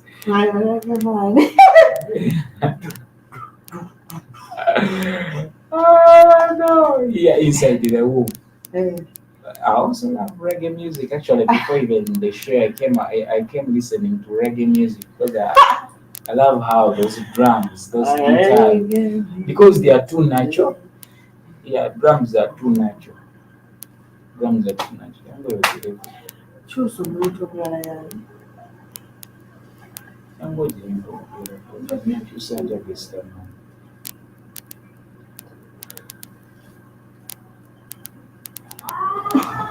Where you at, brother child? So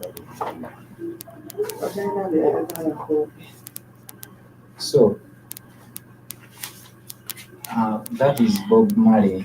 And today I don't see like musicians today. I don't see them. However much they have connections, but they have connections for popcorn outside. They have connections. Yeah. Keith, the connections musicians have today they are for popcorn and money. What? which American artist, which American artist do you know that used to sing Pan-African songs? I don't know. Not a lot. Too many coons. I don't know. You saw I what? don't, I don't know any American actors or artists used to sing any Pan African songs. There's too many coons. Well, I know what that be was Paul Robeson. But that's way before I was even alive. That'd be Paul Robeson. I think he died before I was born. That'd be Paul Robeson. As far as the rest of these other Negroes, they're not gonna sing no Pan African stuff. They won't. They know that means the end of their ass. I don't know no singer, no artist, none, zero, with a capital Z. Mm-hmm. I don't know no artist, none. Most African American artists are cowardly. Who owns the business? They're not gonna let them sing about being no Pan Africanists. People that own the American industry, the people that run the world. They're not gonna let you sing about no. Those are people that own the damn record companies and own the record companies and stuff. They're the ones that are still. Those are the ones that are still in Africa. How about the Mahalia Jackson? Hela Jackson, that's just a gospel singer. She's talking about Jesus. She Yeah, wasn't talking she about no was Pan. doing gossip, but She wasn't again, talking. She wasn't talking about no Pan Africanist. She freedom was and talking about. unity. Whatever. She was talking about Jesus. How's that Pan African? Lord Jesus, Jesus the Lord. She might talk about loving all African people. Yeah, but that's still not. That ain't no How Pan about African, free? is it? That's just talking about loving African people. That's not about being Pan African, no. Shit. Yeah, but I had a little bit theme of faith, freedom, and unity in in I don't. some of her gospel music. And then there was Prince. Though he wasn't, he's not exclusively Pan African, but his music often touched a theme of love, identity, and social justice. Anyway, Well, yeah, a lot of social justice. Yeah, I don't know if that's Pan African. Zona zabamala yachikirira mwenda. Did you know that reggae became so hypnotic in the early 80s? That question was asked in the British Parliament during Prime Minister question. What did the Prime Minister intend to do about reggae? I see abazungu nno nabo nga beefuula ba Rastafari babeera ba reggae. Reggae music. Nga bakikamba nti okikola ki? Tambuza balavanze kati ebigambo biveddeko kyokka tuli mu ssaato tunaaza no bino bonna lwaki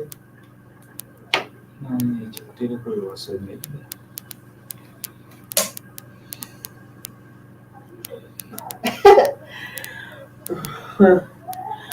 um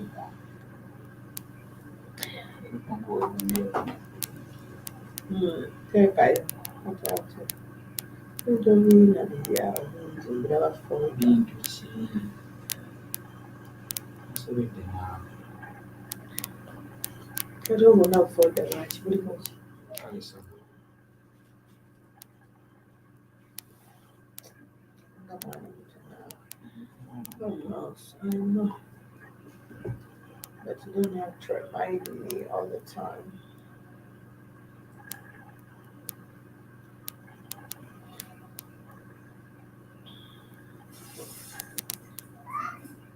All right.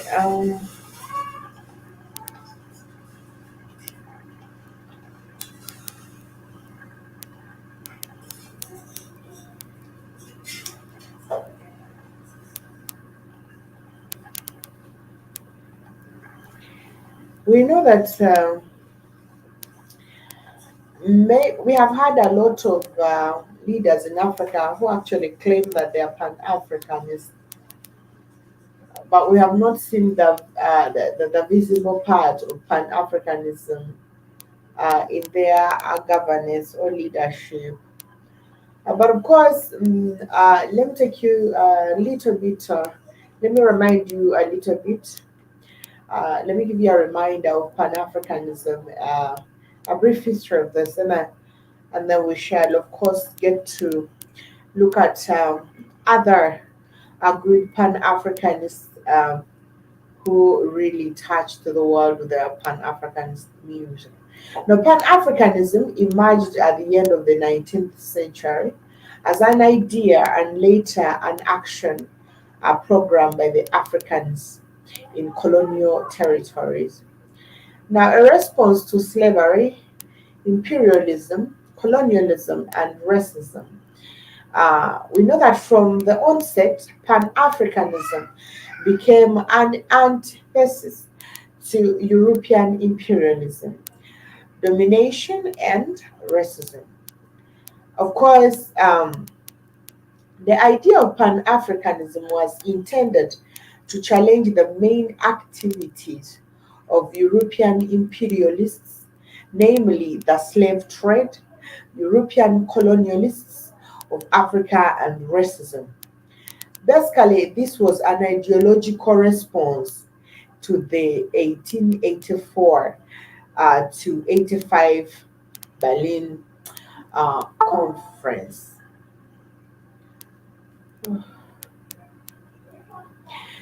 Now we know that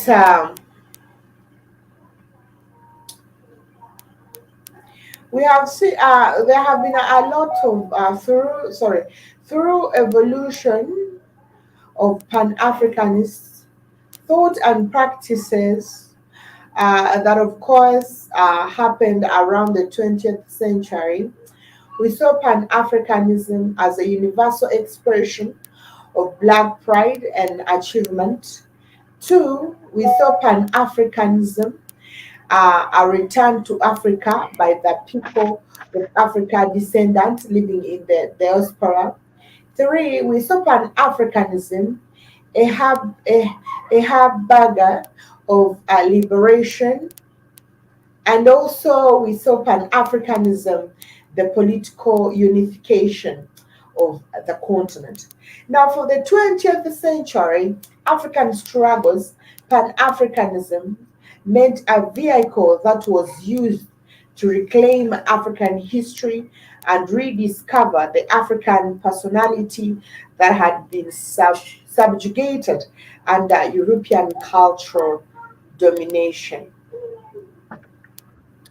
Now, Pan Africanism had twin tasks in relation to correction of historical injustices of slavery, colonialism, and racism, free Africa and unity, free Africa, and also to unite Africa and her people. It is deliberate that the phrase her people is included in this quest for unity because it is a conscious acknowledgement of the fact that ultimately the unity of officialdom other states is complete without the unity of the people. So we cannot, this is something that we always talk about.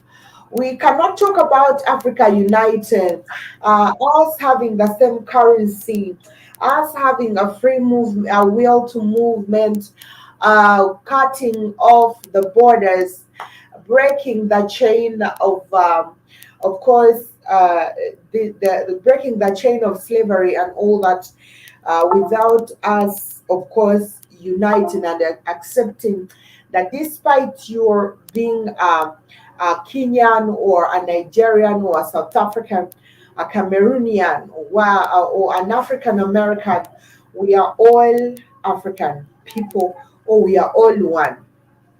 If we do not have that belief, therefore, it is very hard and so impossible for us to unite. All right. So, we have to defeat tribalism and narrow territorial African nationalism. We need free movement of the people and the restoration of the African personality. And until we have this before at heart, because the government, I'll give you an example. Um, we have seen, of course, I'll give you an example of South Africa. I'm sorry. I know South Africa is going through a lot and all that. But I'm going to give you that example. We see a lot of issues that are going on in South Africa where actually South Africans fight other Africans and stuff. So I'm going to put this: what if it was happening all over Africa? All right, then the government of Africa decides that there is that freedom of movement, but the people in those different areas don't accept that it is okay for us to embrace those others who would wish to come. And let me assume if you see like a Kenyan coming to Uganda and then there is violence about that, that means it becomes so impossible. The people have to accept before even those borders occur, all those borders are broken. The people have to accept that we are one and it's okay for us to work hand in hand with each other. Now, remember that the centuries long subjugation of the black race meant the suppression, um, belittlement, and destruction of Africa and the African. Now, necessarily, the rebuilding of African requires the restoration of African humanity in all facets of life and the elevation of African back onto the global stage as an equal people, culture, that is human civilization in the geographical space. Now, in essence, we the of course most of the so-called developed cities, of course, on the basis of the underdevelopment of Africa, usually focus on the 21st century crisis of environmental gradation, psychological global capitalist crisis, biogenetic revolution, and consequential social inhabitants, and so on, and so forth. Africa has a double burden of stimulously confronting this and the challenges of neocolonialism in all its manifestation. We have seen a lot of countries in Africa that are developed. There is a lot that they usually focus on, but like I always tell you guys, if you look at most of the African countries that are very developed, you realize that they do not have power over their economy. And these are things that our Pan-Africanists throughout history have been preaching about. There is no freedom if you don't have power over your economy. I'm going to give you a country still back again, like, of course, South Africa. South Africa economy or South African agriculture sector is being controlled by the white South Africans in South Africa, who, of course, have probably a wider link to the outside world. And if also you research, you will realize that the biggest agricultural products of South Africa are genetically modified foods, which still remains, or which still we believe is a harm to the African people. Now, if you're having this kind of a small society of the white South Africans who involves in producing genetically modified food at a very extremely large scale, and at the end this food is also consumed by the people of South Africa because there is little of organic that is produced there. They are focusing on the business side, they are focusing on the economical side, then definitely we do not have the economical freedom. So, like we said, Africans usually, when we are looking at most of the developed countries, they focus on rather some other things that are not so very much essential. The gap between the developed country and the developing countries in Africa is extremely large and is extremely big. And I would feel like this would be so, if at all Africans, because we need each other. And the reason why some other African countries are poor is not because they don't have what it takes. By the way, I usually love to use Congo. Congo would be among the first richest countries in the world, but it is among the poorest. It's among the poorest country, yet it is the richest in minerals. So there is a lot that is going on. If I told you to look at what is going on, the songs that were sung by our Pan-African artists still remain essential now. We tend to forget that. I remember Kwame Nkrumah, said that it is very important as Ghana gains its independence. It is also important for Ghana to help other African countries to gain independence because the alarm that there is that proverb that Africans usually say that if you stay still when you hear your neighbor making an alarm, then you never know whatever it is that she's making an alarm for may it enter your house as well. If it is fire, maybe fire has gazetted the area and you think, Allah, the problem is not in my house, and the next time you will see the fire, okay, catching up with you, and then when it's probably too late. And I think we have not taken this to practice, more especially the African countries. As much as we have seen a lot of people talking about Africa uniting, talking about the peace, that freedom, that yes, we are demanding for the freedom. But how are we demanding the freedom? Are we selfishly demanding for that freedom? Are we demanding for that freedom as a united Africa, or as we, the united people? Or are we demanding that freedom tribalistically? Are we demanding it according to our ethnic group, like whatever it is? So the question defies.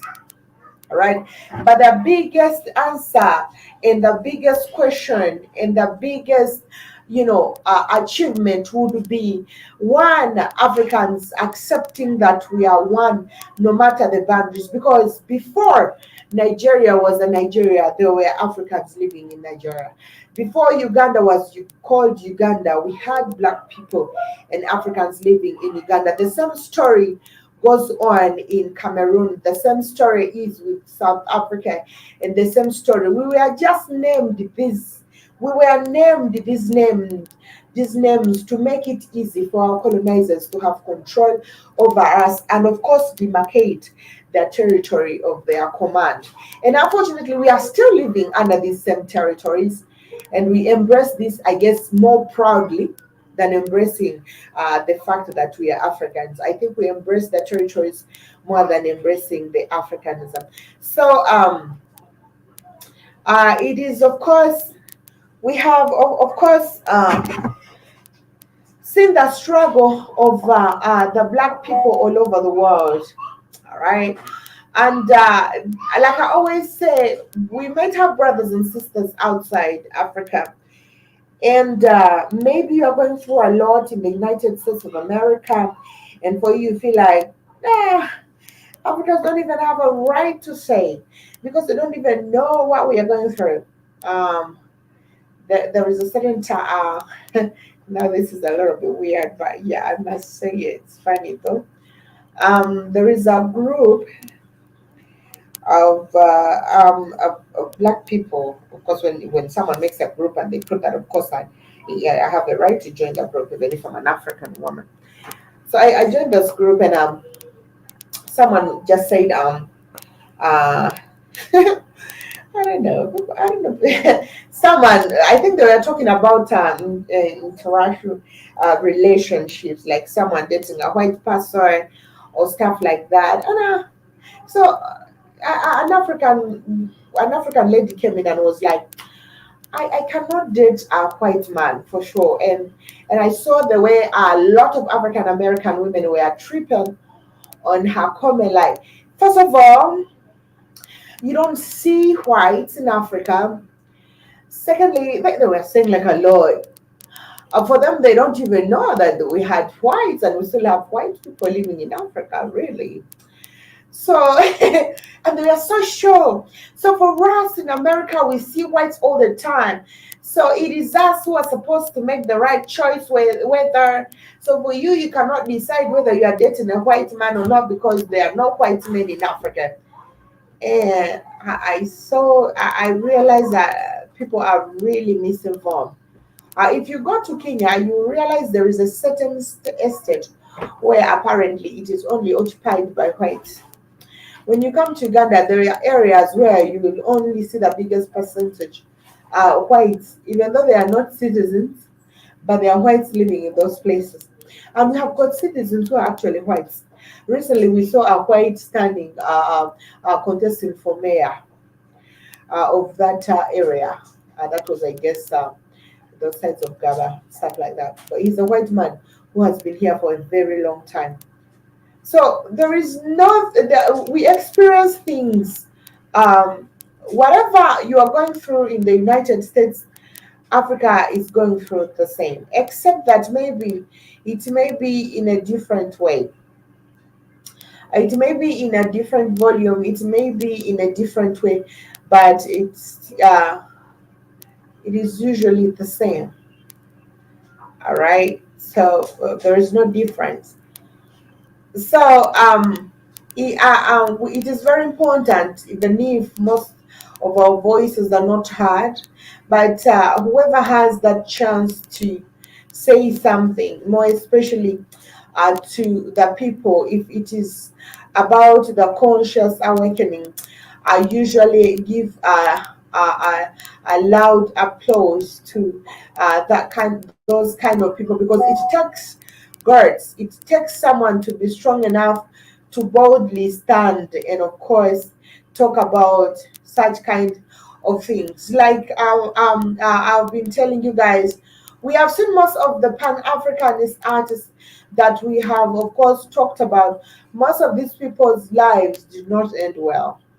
Most of them were murdered, assassinated, infected, and so on and so forth. So it is always people who get up or people who stand to consciously awaken the public or the black people who are usually, of course, targeted by those who don't want people to really find out the truth or for people to unite and become one. I'll let Innocent to say something to you guys a little bit as I come back.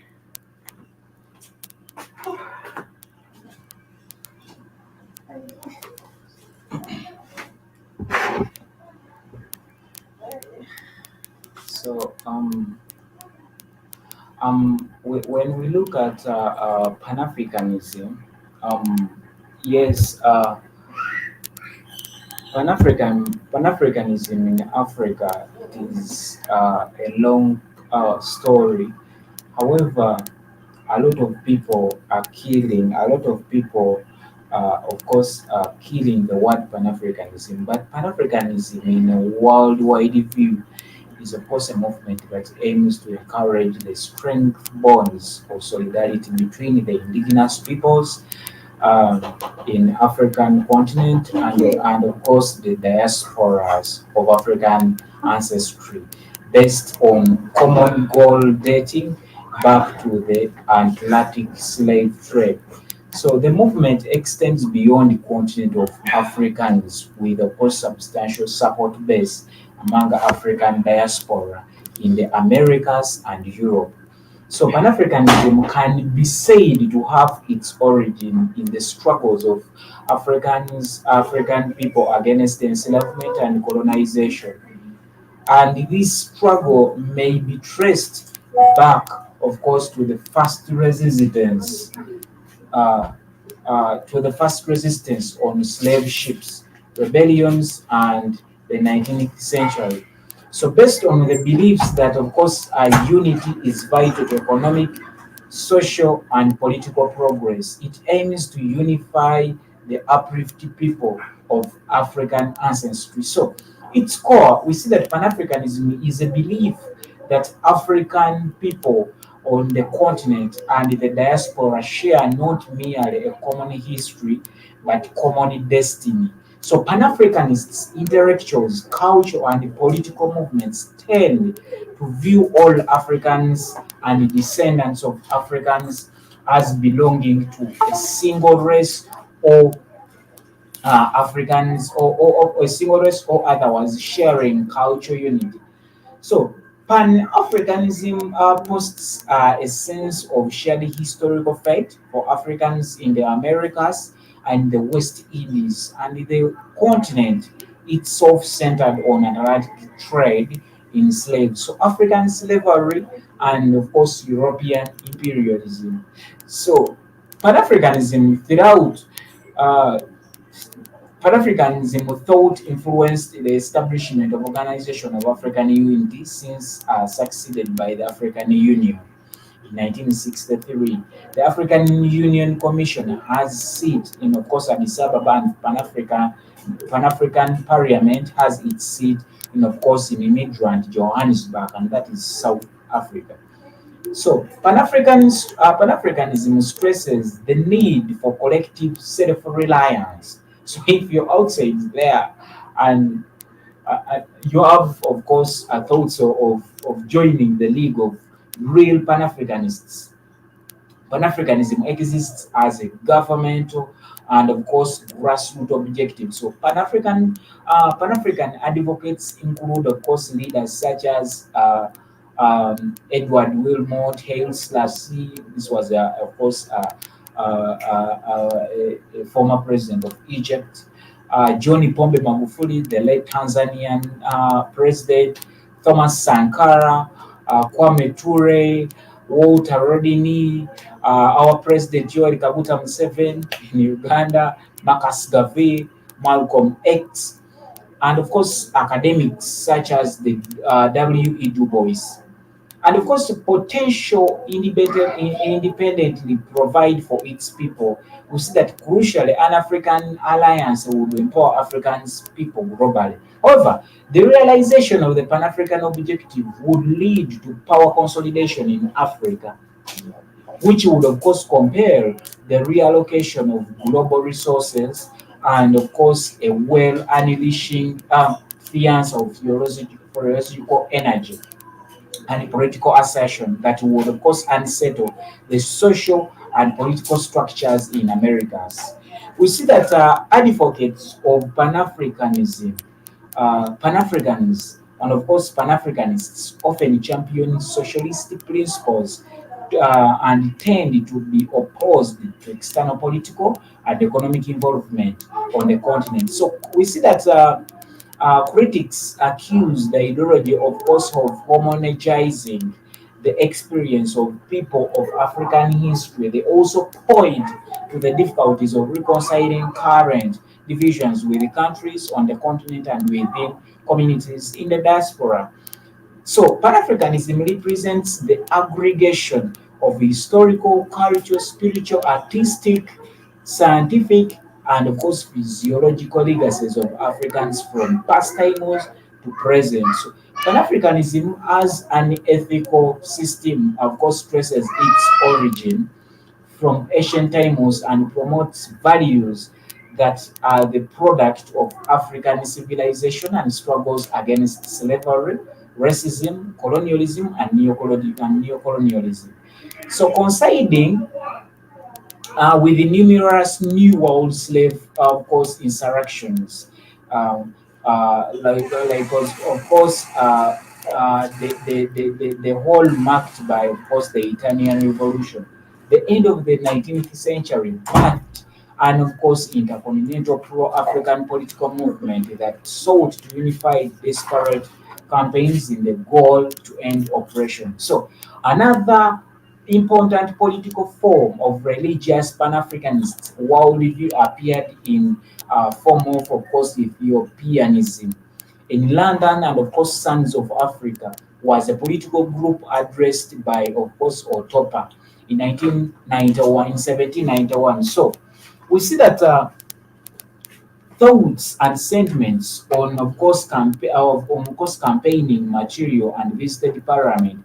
They wrote to figures such as, of course, Granville Sharp, William Pitt, and other members of the white abolition movement, as well as King George III, and of course Prince Wales, the future George IV. We see that the modern Pan-Africanism began around the start of the 20th century. So African Association later renamed the Pan-Africanism Association and was of course established around 18, 1897 by Henry Silver Williams and by Henry Silver Williams. And of course, we see that we see that it was, of course, the association, of course, was later renamed the Pan African Association.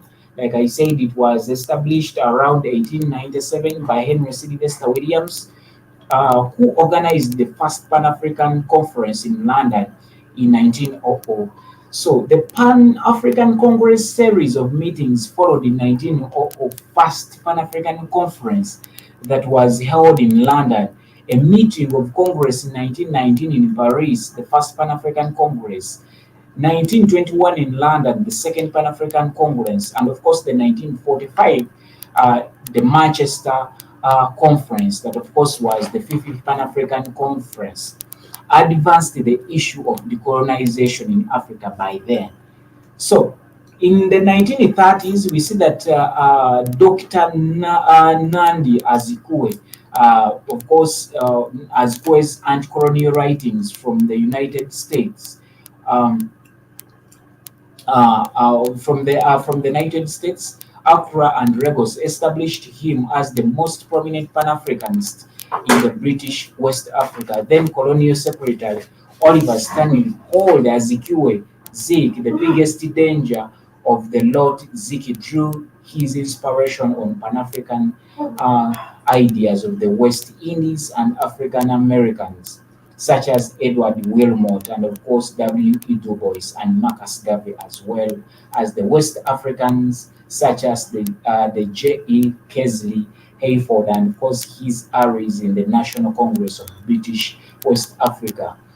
In his publication, we see that the Renaissance Africa, he offered Vogue, a program for New Africa, of course modeled his writings. So Azikiwe modeled his writings on the new Negro movement, of course, that articulated by Alien Rock. Outside his writings, Azikiwe actively participated in Pan-African politics, of course, promulgating intellectually in personal around the Black Atlantic from West Africa and the Caribbean to the United States and the Western Europe. So the fifth Pan African Congress was a significant gathering which brought together anti colonial activists from African continent and the diaspora. Women such as Amy Sherwood Garvey and of course Amy Jakes Garvey helped to organize the Congress meeting and played a crucial role in the conferences. With the independence of Ghana in 1957, Kwame was, of course, elected as the first prime minister and the president of the state. So Nkrumah emerged as the major advocate for unity of independent Africa. So the Ghanaian president embodied a political activist approach of course, Pan-Africanism as he championed the quest for regional integration of the whole of African continent.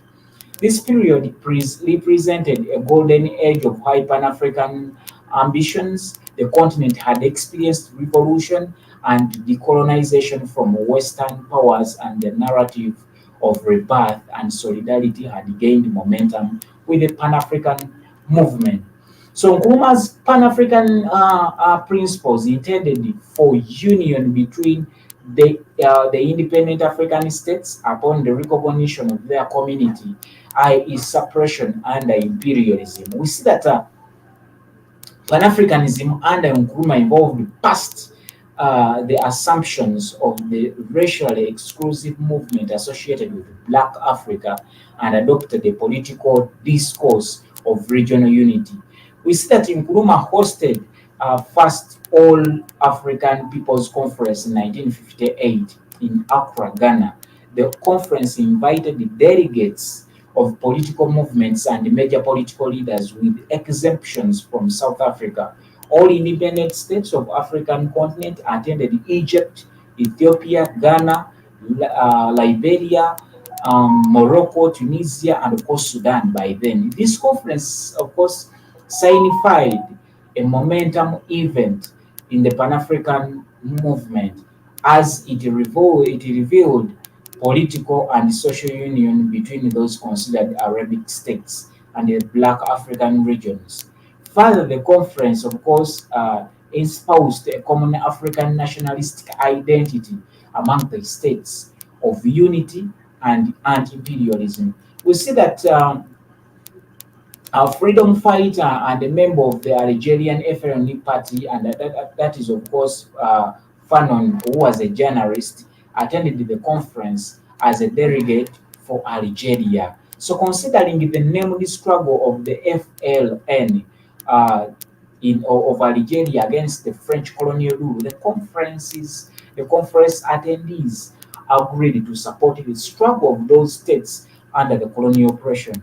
So this encouraged the commitment of direct involvement in the emancipation of the continent. Thus, a fight against colonial pressures on South Africa was declared, and full support of FLN struggle in Algeria against French colonial rule. So Tom Mboya, a Kenyan trade unionist and anti-colonial activist, has also attended in the conference. This visit, of course, inspired to increase the pace of political activity aimed at agitating for Kenya's independence by then. In the years following 1958, Accra Conference also marked the establishment of new foreign policy of non-alignment between the US and the USSR, and of course, the will to establish an African identity in global affairs by advocating unity between the African states on international relations. So this would be based on, of course, the Bandung Declaration, the Charter of the UN, and on royalty of the UN decisions. So We see that in 1959, Nkrumah, President, of course, Sekou Toure of Guinea, and of course, President William Tomban of Liberia met at Sanquil and signed the Sanquil Declaration, outlining the principles for the achievement of the unity of independent African states, whilst maintaining a national identity and autonomous constitutional structure. The declaration called for revised understanding of Pan-Africanism and the uniting of the independent states. So in 1960, the second All-African People's Conference was held in Addis Ababa, Ethiopia. The membership of the All-African People's Organization, of course, had increased the inclusion of the Algerian, of course, provisional government, as they had not yet won independence. So Cameroon, Guinea, Nigeria, Somalia, and the United Arab Republic. So the conference highlighted diverging ideologies within the movement as Nkrumah called for political and economic union between the independent African state gained little agreement. The disagreements following the 1960 gave rise to two rival factions within the Pan-African movement, the Casablanca bloc and of course the Brazzaville bloc. In 1962, we see that Algeria gained independence from French colonial rule and Hamd Ben Bella assumed presidency. Ben Bella was strong advocate for Pan-Africanism and African unity following the FLN's armed struggle for Liberia. Ben Bella spoke at the UN and espoused for independent Africa role in providing military and financial support to the African liberation movements, opposing apartheid and fighting Portuguese colonialism in search of a united voice. In 1963, at the African Summit Conference in Addis Ababa, Ethiopia, 32 African states met and established the Organization of African Unity, the OAU. So the creation of the OAU Charter took place at this summit and it defines as a coordinated effort to raise the standards of living of member states and they defend their sovereignty by supporting freedom fighters and decolonization. Thus, was the formation of African Liberation Committee during the 1963 summit, championing the support of liberation movements. Was Algeria's President Ben Bella immediately donated, of course, 100 million francs to the finances and was one of the first countries of the organization to boycott Portuguese and South African goods. So in 1969, we see Algiers hosted the Pan African Culture Festival on July 21st and it continued for 8 days. At this moment in history, Algeria stood as the beacon of African and third world militancy. So, and would come to inspire fights against colonialism around the world. So, the festival attracted thousands from African states and African diaspora, including Black Panthers, the Black Power movement in USA. It represented the application of the tenets of the Algerian Revolution to the rest of Africa and symbolized the reshaping of the definition of Pan-African identity under the common experience of colonialism. So the festival further strengthened the standing of Algeria's president in Africa and the third world.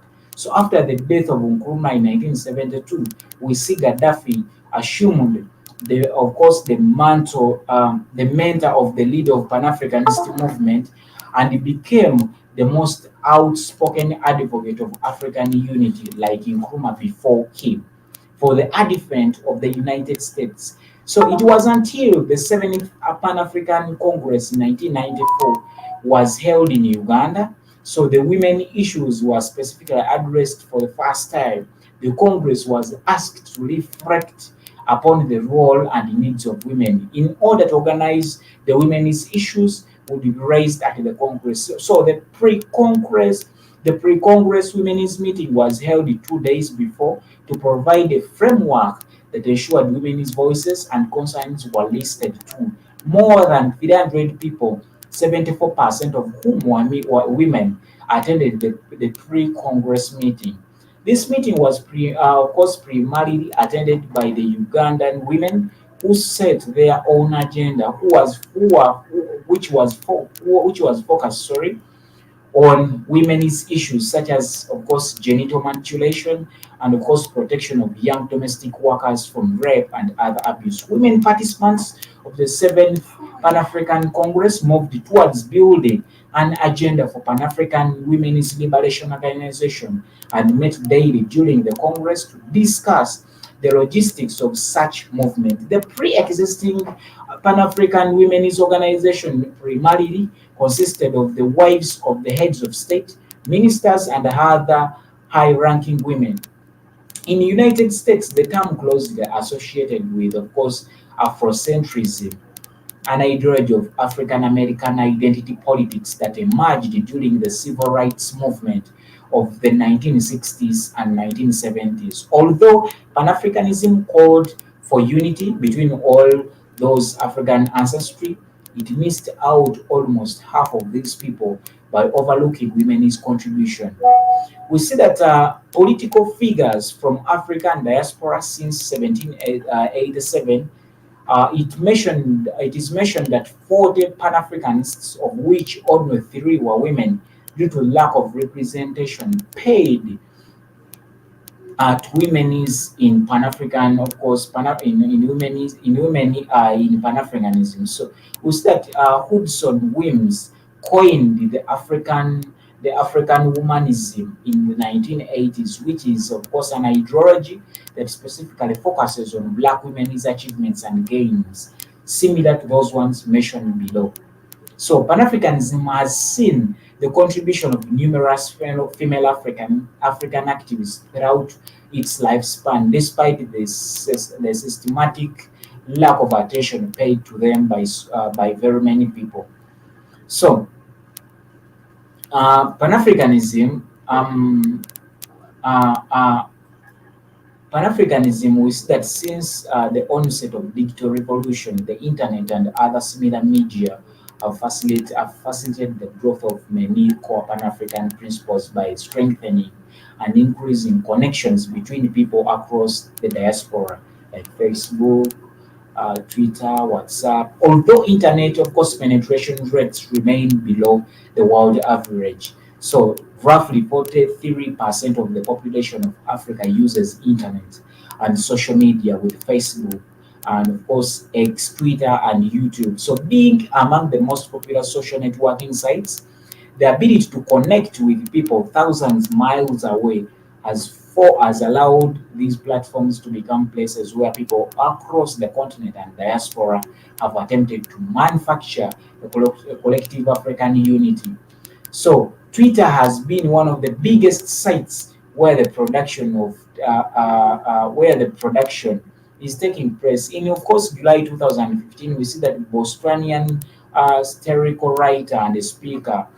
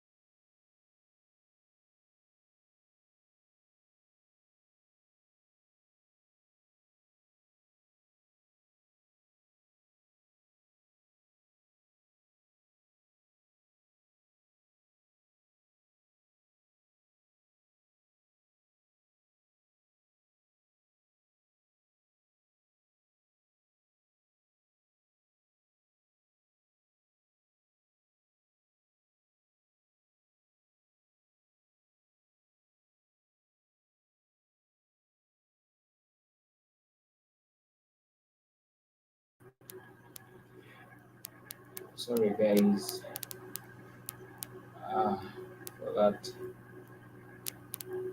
Um, it has been power that will cause that.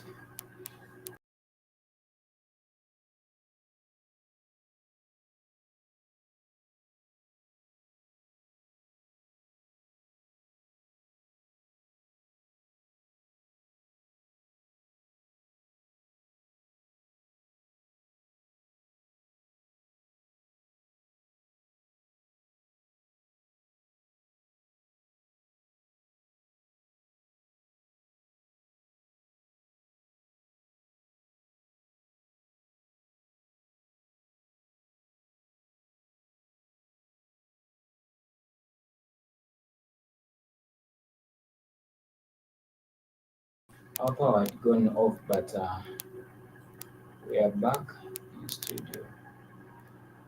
And like I was still saying that uh,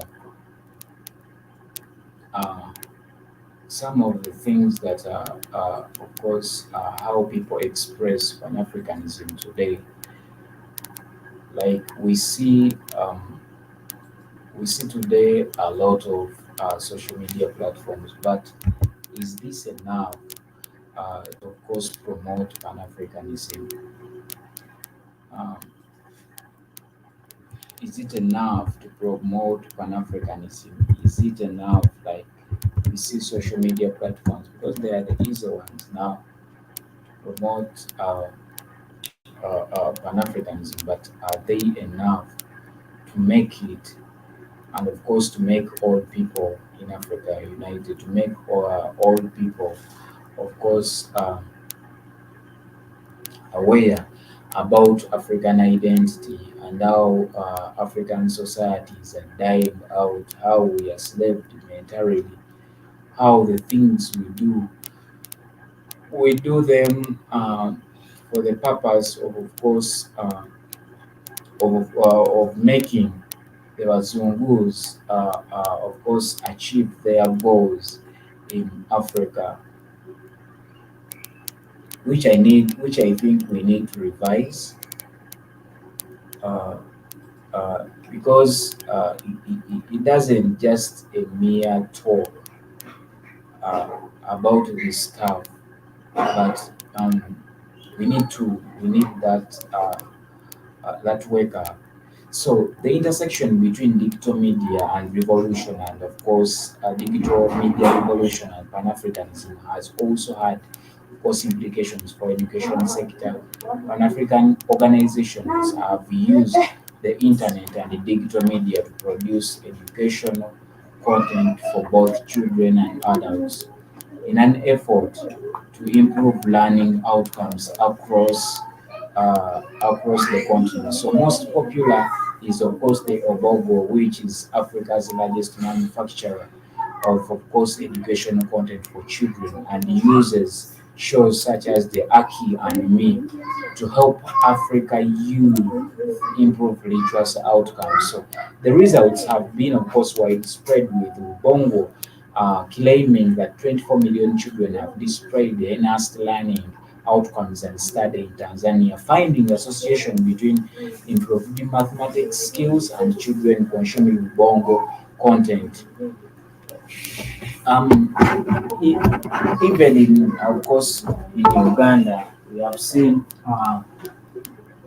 seen reality TVs in Uganda.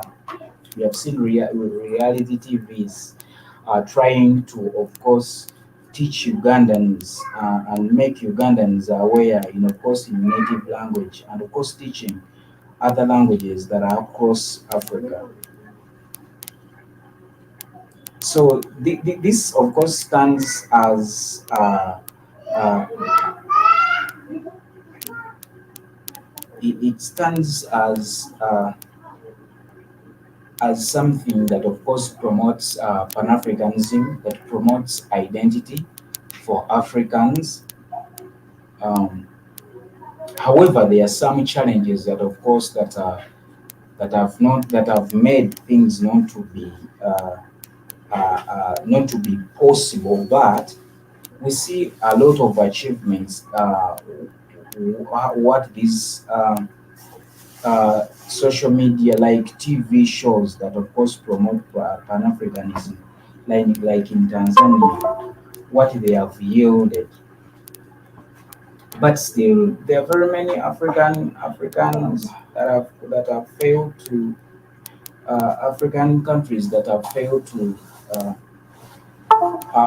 There are a lot of African countries that have failed to, of course, to come out with such ideas to, of course, promote um, African content, like I may say, African identity, African folk songs, African African stuffs.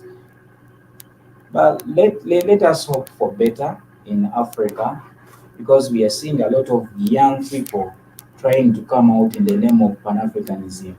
Let's hope for better among African people and let's hope for improvements because most of most of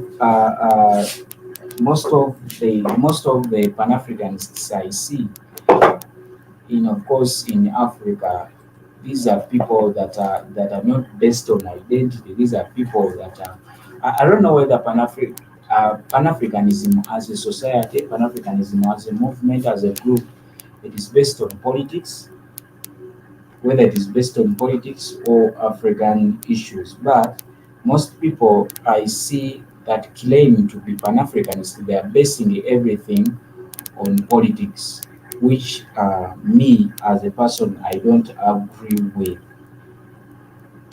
Which me as a person I don't agree with such. But many people are basing everything on, of course, politics. I once even thought that Pan Africanism is a political party. It's after studying, like I realized that it wasn't a political party. But let me hope uh, uh, let me hope good is yet to be achieved and to be seen in Africa in terms of Pan Africanism, because a lot of Africans have fallen into ditches just because of because of mixed minds and divided minds. They are Africans, they are Bazungos at night. They relate with the Bazungos. It is not very easy to have a pure Pan Africanist in Africa just because people have different ideas. People have different people look at things, view things differently compared to uh, compared to how they must be done. Because yes, true. At first, Pan Africanism based on, of course, colonization for Africa. True. Now we have new ideas, we have new challenges we go through as Africa. So we need to of course, revise the Pan Africanism.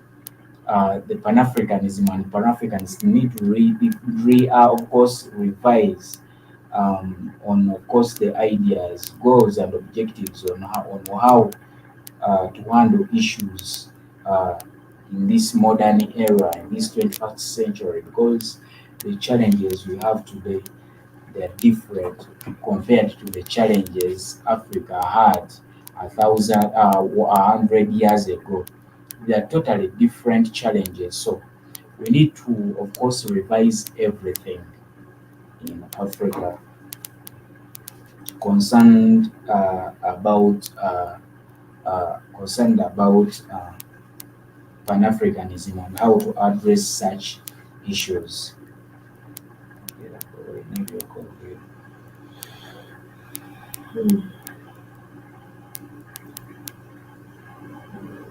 Pan Africanism is, I feel like it's a good choice for everyone who wishes good for Africa and the Africans in diaspora. But I think a lot of people are, I don't know whether I should say less informed or misinformed about Pan Africanism.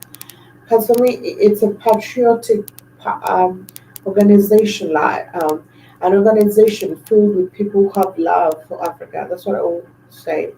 Or filled with people who have love for Africa and the Africans outside Africa.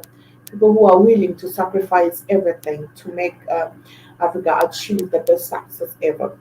But most of the people we see who claim they're Pan Africans have not exhibited the real Pan African style or the Pan African aspect that I would expect to see. We've seen different African leaders who claim they are Pan Africans, but they are rather embracing a lot of whites rather than embracing other African people. I'm going to give an example of the entire African continent embracing China right now and also embracing Russia, like right now.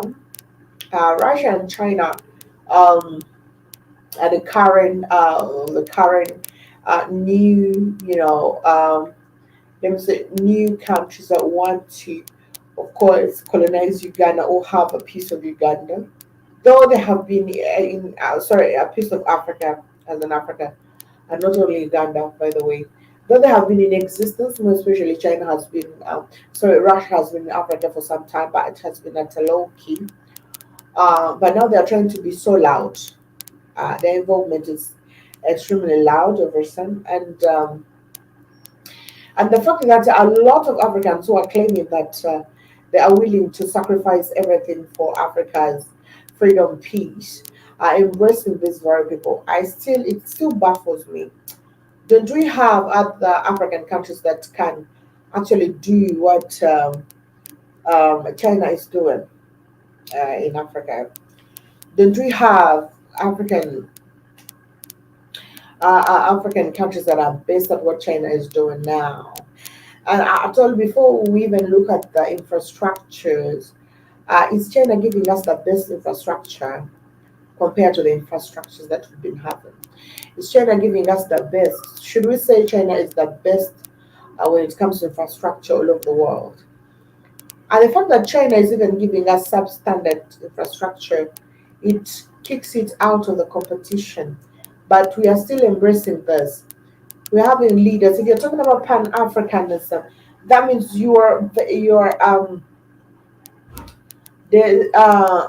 area that you should be focusing on is Africa being for Africa and Africa helping Africa.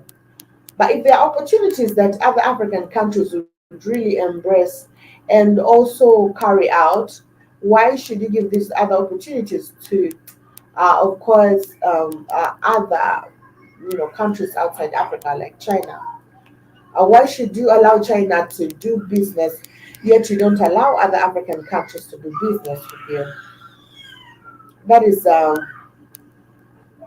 that is a sign actually that we just verbally talk about we just verbally talk about Pan Africanism, but Pan Africanism does not run in the veins of the most African politicians.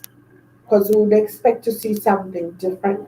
We'd expect to see something greater than what we see or experience. So I'm gonna give you. We have seen a lot of people who have sacrificed a lot for their country.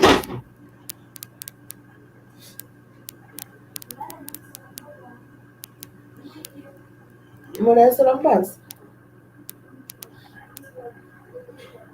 Mhm. Nitakwenda wawaambie tutakwenda.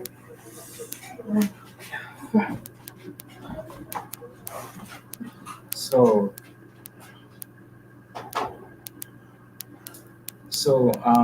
it is actually really hurting to see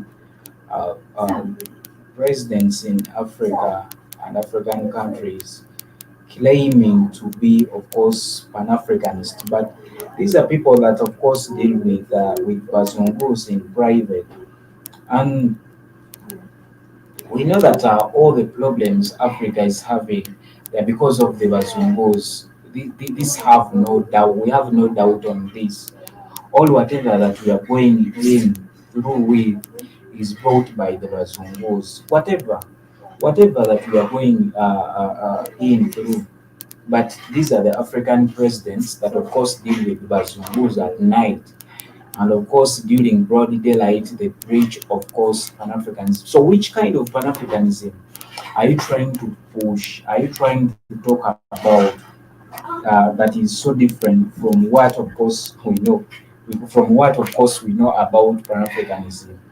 So, you're preaching different things, and actually, these are some of the loopholes you have made, and of course, which have made it, of course, which have not made it possible for this movement, of course, to push for because whenever people see all this kind of hypocrisy among this organization or this movement, like African people, these are people that will withdraw very fast. If at all you try to push to promote something, if at all you try to promote something which is not real, African people withdraw fast. They withdraw fast. They just withdraw. They don't care about you, just withdraw. So we need to revise whatever, and we need to know, like, what does Pan Africanism mean? What does it mean? What is it all about? So that we can know, because you have had a lot of Pan Africanism, of course, societies, groups, clubs in schools. What do they preach? Because if at all we can see whatever that we are going through in right about now in Africa, nobody cares about everything. So what does it mean? Hmm. I feel like Pan Africanism has lost its meaning. Like Innocent is saying, before it had vibrant people who were willing to bring change, and it had that fire, and this is why everyone wanted to join the Pan Africanist group, because it had fire.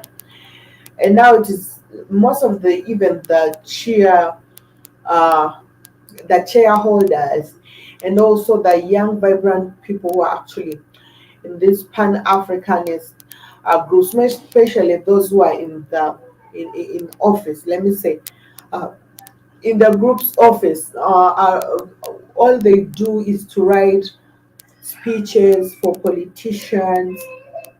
You understand? Because they have what it takes. They know what it means, and we are seeing most of them writing speeches for different politicians.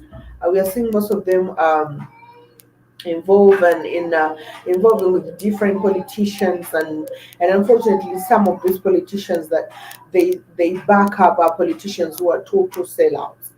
It does not make sense for people to be thinking that Pan-African's group is the group that is willing to fight for the black people, but again realize that this group is embracing again Mzungu's policy, because probably they want aid, or probably they want, uh, military equipment like those who embracing Russia right now, or they want something else. So I would say that we need to see an Africa that is, of course, ready to get rid of all the Mzungu's agenda and focus for only Africa's agenda. Because, like I always tell you guys, there's no Mzungu is here for the black people.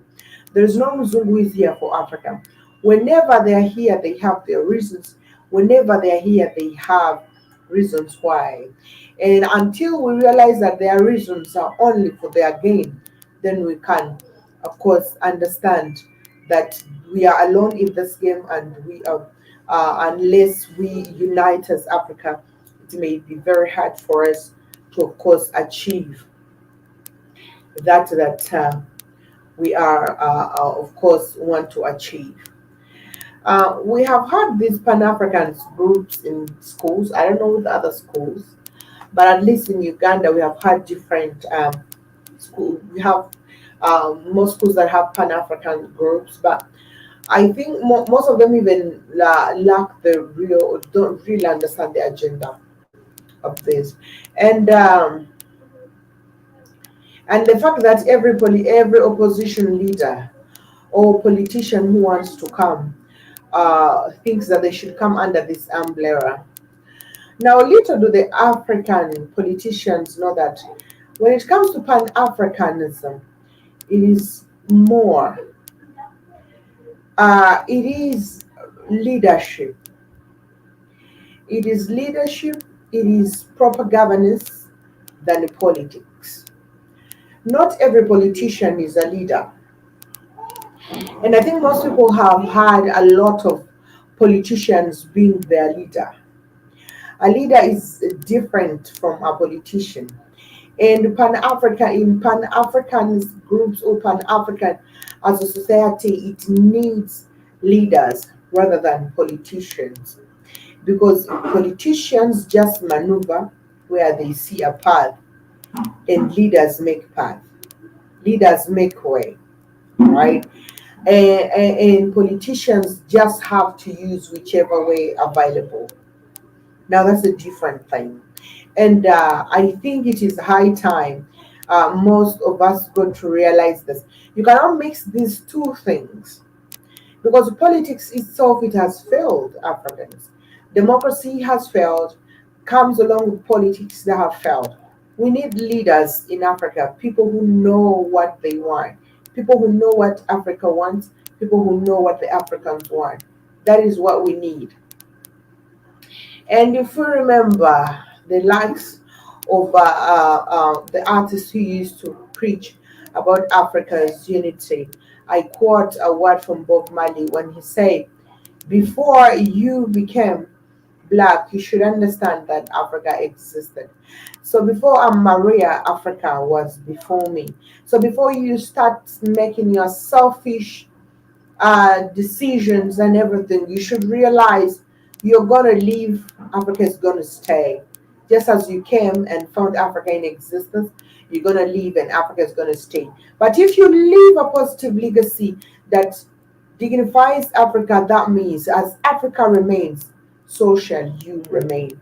Because you built that strong legacy that still runs along with Africa. So, whatever ambition that an African has, it should be deeper than your ethnic group, it should be deeper than your tribe, it should be deeper than your family, it should be deep to the African roots, that it should always be remembered as long as Africa exists. So that can only be achieved when you only work for Africa, not as you, a person, not as your tribe, but for the entire Africa, because everything can everything can be wiped away, but Africa will stay forever because it existed even before we existed. So yes, of course, we are saying we have 2,059 viewers, and of course, I know the silent majorities are the biggest. We want to thank Joel. We want to thank Jib Jabba, and of course, Dan Harrison, and for all those who have commented and watched us from our YouTube channel, Black Hot Fire Network Live 2. We also want to thank those who have been watching from Facebook, Black Hot Fire Network Radio. Thank you so much. Thank you, the silent majorities who are always watching from, of course, Twitter. Thank you so much uh, for always watching and supporting our shows. Thank you for today for sure. It has been an amazing show with you guys around with us. It is me, Africa Maria, with my colleague INNOSSETU, and we are saying have a blessed night or day, whichever time. But of course, it is going to be night here, and it is. Have a good night from Kampala, Uganda. See you tomorrow, and bye bye.